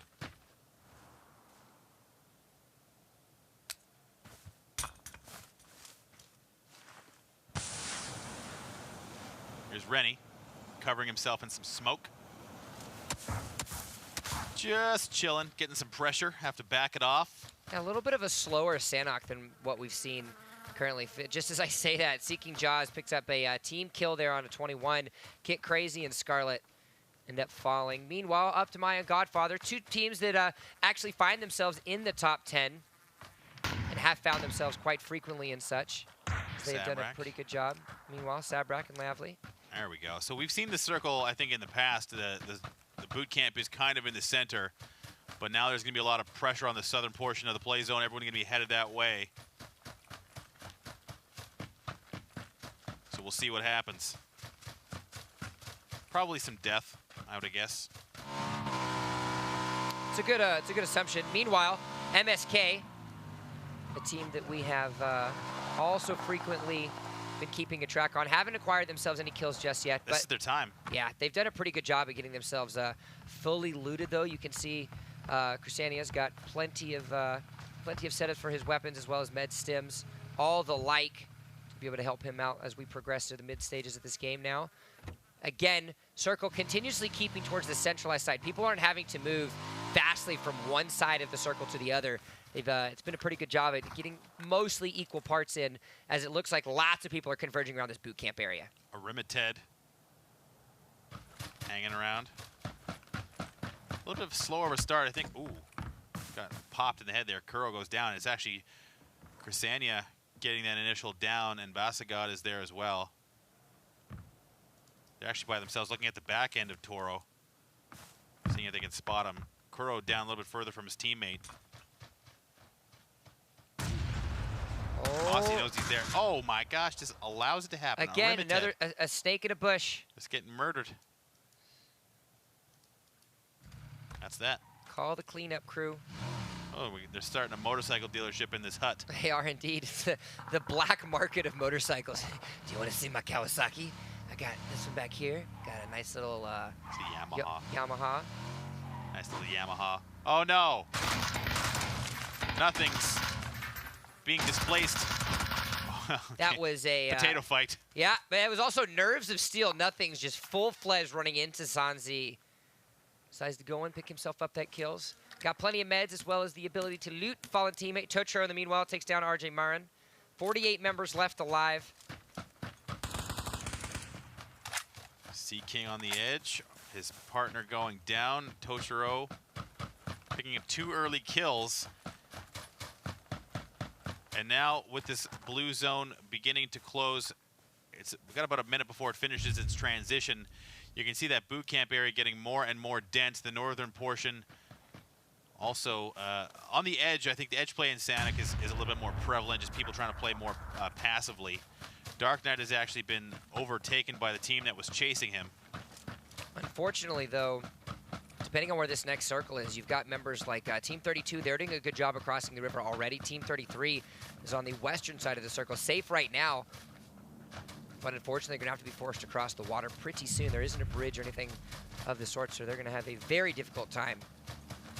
And just as I say that, watch, let the circle be in their favor. They're not going to have to move.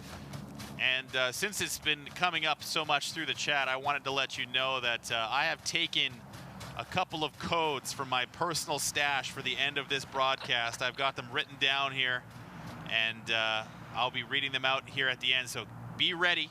Make sure you stick around. Make sure you stick around for the end. Okay, it's going to be done in a fair fashion. The first typist wins. He's going to be reading them out audibly, so make sure that you are aware and you have your volume and your headphones turned up. All right, so now Dark Knight's still in the zone, and look at that, it shifted all the way north. Boot camp comes out as well. So this is going to be a very disastrous transition into the new play zone. A lot of water in play as well. That's going to reduce the overall amount of land, as I believe that's how volume works. It's not going to be... Mori's going to end up going down. The whole side of the Triple Cs are going to end up falling. Those Tomas and Himble ends up taking them down immediately. 44 members, 26 teams left alive. And Himble has now taken up the power of the Vector. The Vector guy lives Vector again. guy lives again. It's spreading like a virus. It's like Slenderman. He's just there. He just threw it on the ground. Oh, no. Good choice. The Vector belongs on the ground, and looks like they agree. Picking up those 2 kills, changing out their loot. Eureka takes that kill onto Type X. Meanwhile, Ung's going to get a couple little shots off. Isn't able to hit him. But there you go. There's the final kill. That's the team kill on a team 2. They're going to finish at 25th place. Have a minute and a half for this blue zone. It is coming in. Everybody's going to have to run. And like you said, with that circle being moved to the northern side of everybody's position, everybody coming out of boot camp, northern side of boot camp is still inside the circle. But there's going to be lots of action. Totoro gets knocked down by Dark Knight. Meanwhile, Dracarys is going to have to be running while his teammate is coming through. There's a little bit of a cooked grenade. Meanwhile, look at that little nice rotation there by Dracarys. He's able to get some damage. Did he throw the grenade? Oh, I was gonna say, watch the teammate run right on top of the grenade. Dracarys and Dark Knight picking up 2. Now the blues beginning to be a factor. Relto grabbing one on the edge. I don't know. I have no idea who that is, but fair enough. Finzer got himself a kill. Now, again, this boot camp area is getting a lot of players making their way in there. And now that southern region, like we mentioned, is getting more and more dense.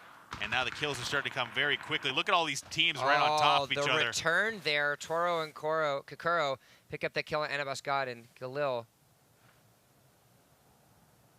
36 members left alive. Like we said, there's a little bit of boot camp left available. You see Sabrak and Lavely, they're going to have to hightail it through these trench areas to get themselves away because the blue Look who it is. Ohio is right in front of them. Oh, no. Oh, we haven't been keeping track of these guys. They have been keeping themselves nice and comfy. Hidden. Oh, they got a kill and a finish. There you go. They are there. It's going to be a full team kill, actually. Ohio picking up both of those. Meanwhile, MSK got themselves in a comfortable little piece of the warehouse. Oxygens and Mozzie trying to get some shots out as well. Look at this. We haven't spoke about Japan #1. His teammate Rio went down, but Sky looks like he's still up and alive. Yeah, he stayed. Shots ring out. Again on the south. Oh, my God. Look at this circle. It moved onto the island. This is oh my God. Team 33. We criticized them earlier. Well, I did rather about having to move, but now them and C Eureka, one of the winners of our last game, have actually found themselves in prime position. If either one of these teams can take out each other, they're going to have a great FLV be able to get something. Just as we say that, Bitcon's going to get knocked down by Asada.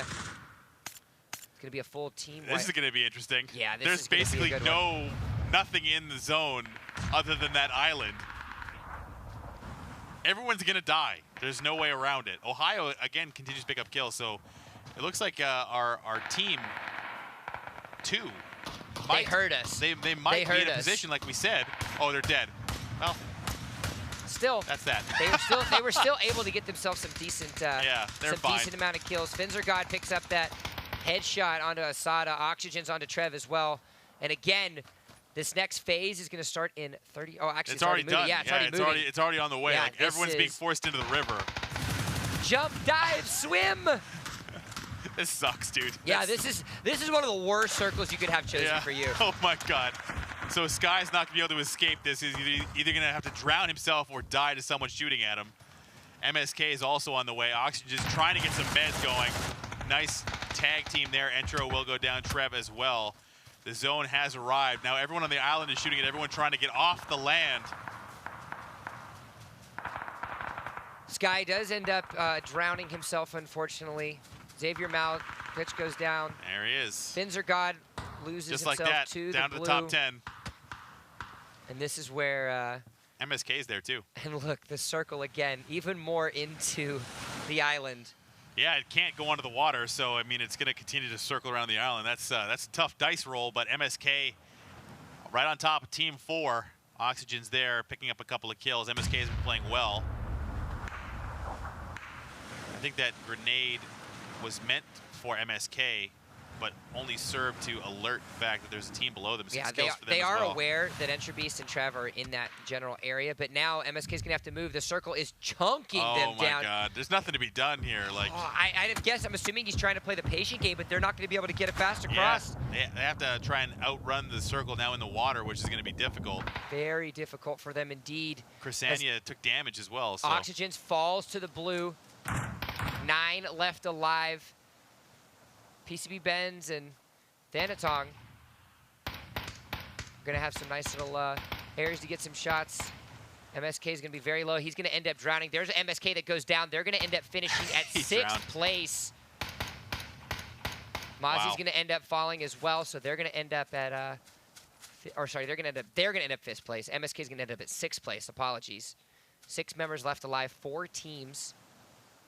Rennie's on the northeastern side of this little island. Team 33, the Lone Ranger left alive, is sitting on that little tiny piece of the island. As now is the final phase.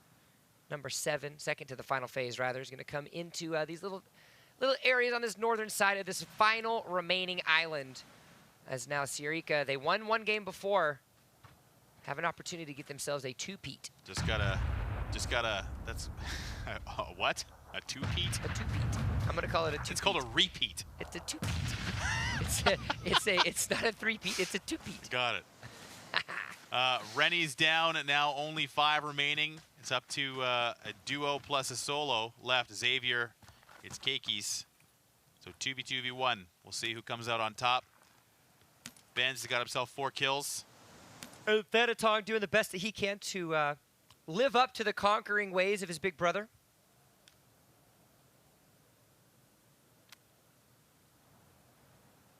Slow roll here. Circle's popping in. 26 seconds. It's going to force him inland.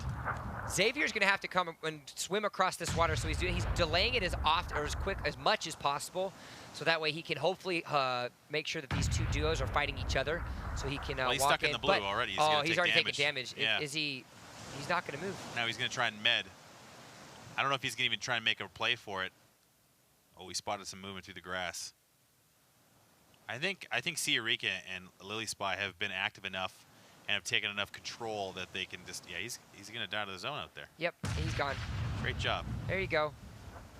Still going to finish 3rd. It's So 190 now they know points. it's 2v2. Yeah. That AK, does land, and Sierika picks up 1 and the kill. Now 2v1. Can Thanatong clutch it? Let's find out. 2v1. Let's hold on this POV here. Yeah, let's stay on to Thanatong. I want to be able to see if he's going to be able to turn on to this. They've got a rough idea of where he is, assuming the fact that clearly they know where Ben's died. Painkiller's going to happen. He's going to stim himself up because now it is phase number 8. He's about to pull in. He can creep in and do his stuff onto this. Has an opportunity to potentially snake a little bit, but he doesn't have a full field of vision at all on this other team here. So he's going to have to try and get the spray out. Oh, the nades are starting to fly. I think I heard that, yeah. So yep. Lily Spy trying to get some vision here. Thanatong is just going to try and crawl in with the blue. They have him completely zoned. Any movement, he'll be spotted. Oh, I think they saw him. Lily Spy, or maybe not. Nope, they don't see him just yet. He sees them, though. He's trying to get a little bit of visual. That way he can try to shoot them through. Oh, misses the shots, and now they know. Oh, he's blind. Oh, he can't do anything. Wow. Sierika takes down Thanatong, and just like that, they secure themselves their 2nd win in this 5-map series, securing themselves 5 kills. Sierika carries the squad, puts the team on his back, and they walk away with a chicken dinner. Nice play. 2nd win of the day for them. A 2-peat, if you will. And see you, Lily. See you, Lily said see you later, as they've secured themselves, as we said, their